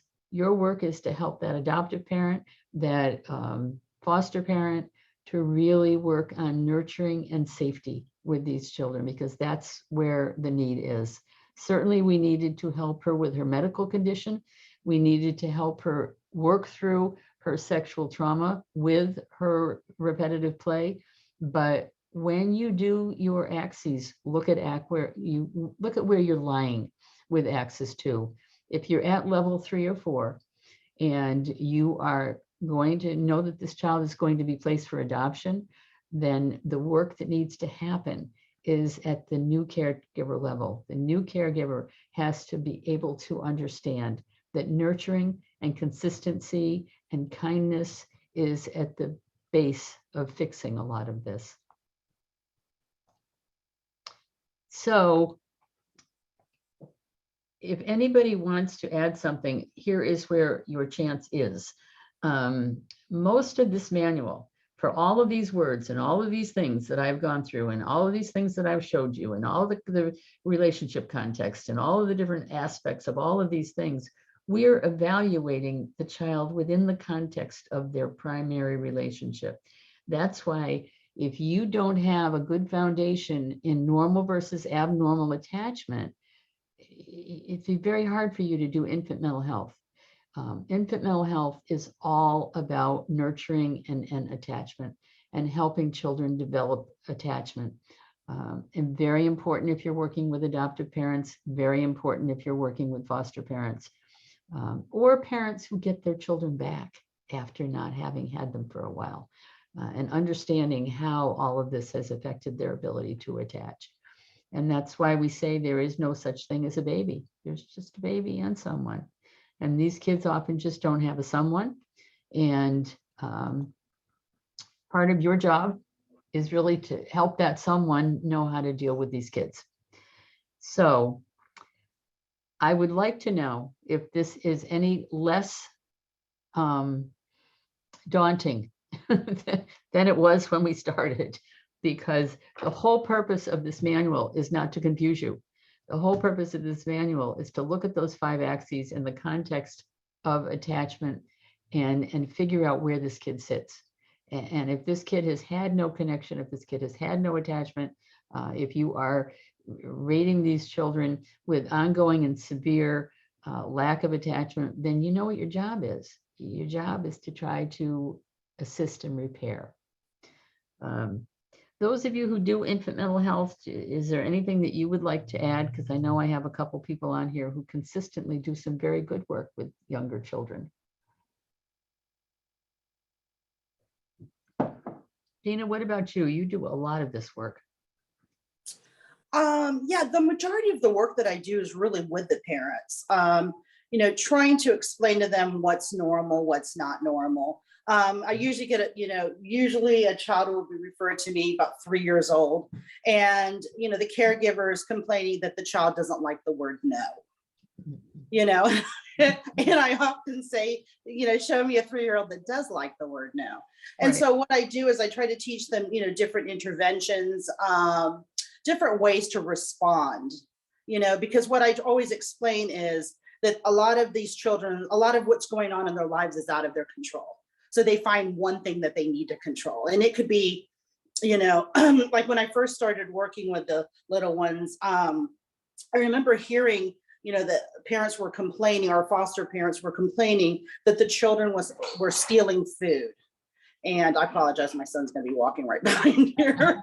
So sorry. Okay.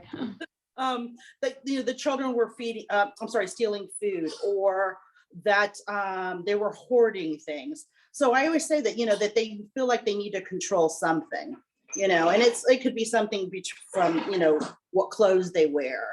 The other thing I say is that, you know, they always control what goes in and when it comes out. So it's toilet, eating. So, so yeah, that's really the majority of what I do. And then I do a lot of parent-child interactive therapy, you know, kind of doing like in vivo things. Like, okay, well, let's go ahead and, you know, why don't you guys play with the puppets together? And I find that a lot of the caregivers are like really surprised at how scheduling one-on-one time, and it can even be like 5 minutes a day of just getting down to their level and just playing and letting them direct them and play.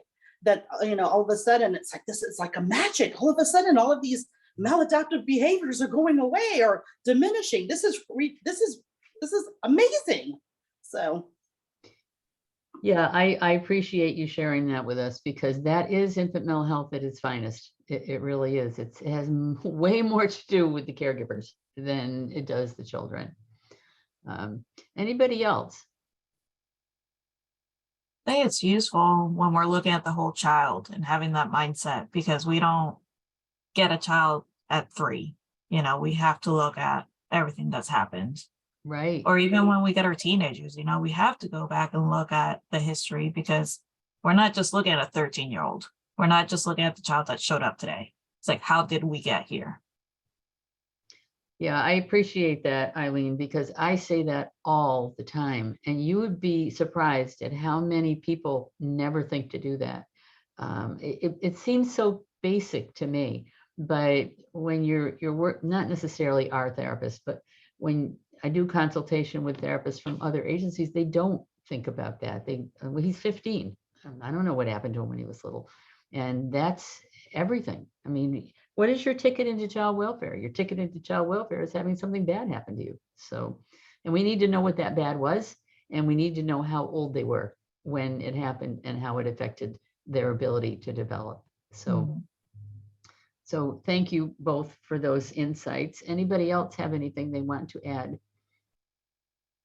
I don't really have anything to add because I'm new to working with the little kids, Barbara, but I did find all of the tables from the manual. They're on the website that you're able to download and print. So I did send them over to you if you want to share them.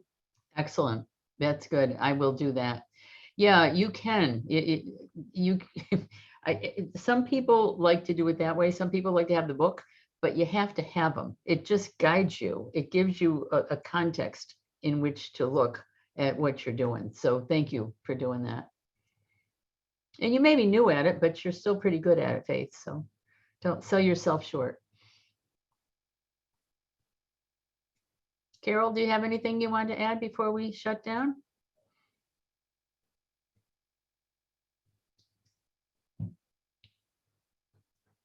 I don't have anything. I think I just shared that little bit that I had, and it makes it easier to hear it again, you know, and how to walk through that, because I think it's been a while since we've had this refresher. So it was helpful. Thank you. Yeah, I haven't done this since before the pandemic. And I have to say, one of the things that made me the saddest about the pandemic was not to be able to work with those kids, because we have done so much good work with the little ones. But now that we're kind of getting back into it again, I thought it was time for us to take a look at that. So for those of you who need CEUs, I will be doing that tomorrow. Angie will get the training credits to you guys. To my guests from the GAL's office, I will be sending you certificates. And you, again, are very welcome to come to any of the trainings. We're very happy to have you. I'm not sure, now that I have some emails from you guys that are coming in now, I will add you to our mailing list so that, because we send out an email every Thursday, and it will tell you what the training is for the next month. And if you want to come in, that's fine. So, all right, everybody, I appreciate your time and attention. Jillian, I'm sorry we didn't get to see you today. We usually get to see little Jillian at some point of the operation, but I thank you all for coming, and it's always nice to see the people I don't get to see a lot, like Cynthia, so. All right. Same here, Barbara. Same here. Thank you very much. Have a good Bye, night. everyone. Thank you, Barb. Bye. Barbara, thank you. This is Susan with the Guardian Ad Litem office. We do appreciate the training, and that was very, very helpful. So we look forward to seeing what else is on your schedule. So we'll stay in touch. Okay, very good. And I will be sending out your certificates. I appreciate probably that. tomorrow morning. And I apologize. I joined late. I was stuck in court. I just could not get out of there. Yeah, well, we all know what that's like, so that's fine. No Thank problem. you. All right. Thank you so much. All right, take it easy, everybody. Bye-bye. Bye.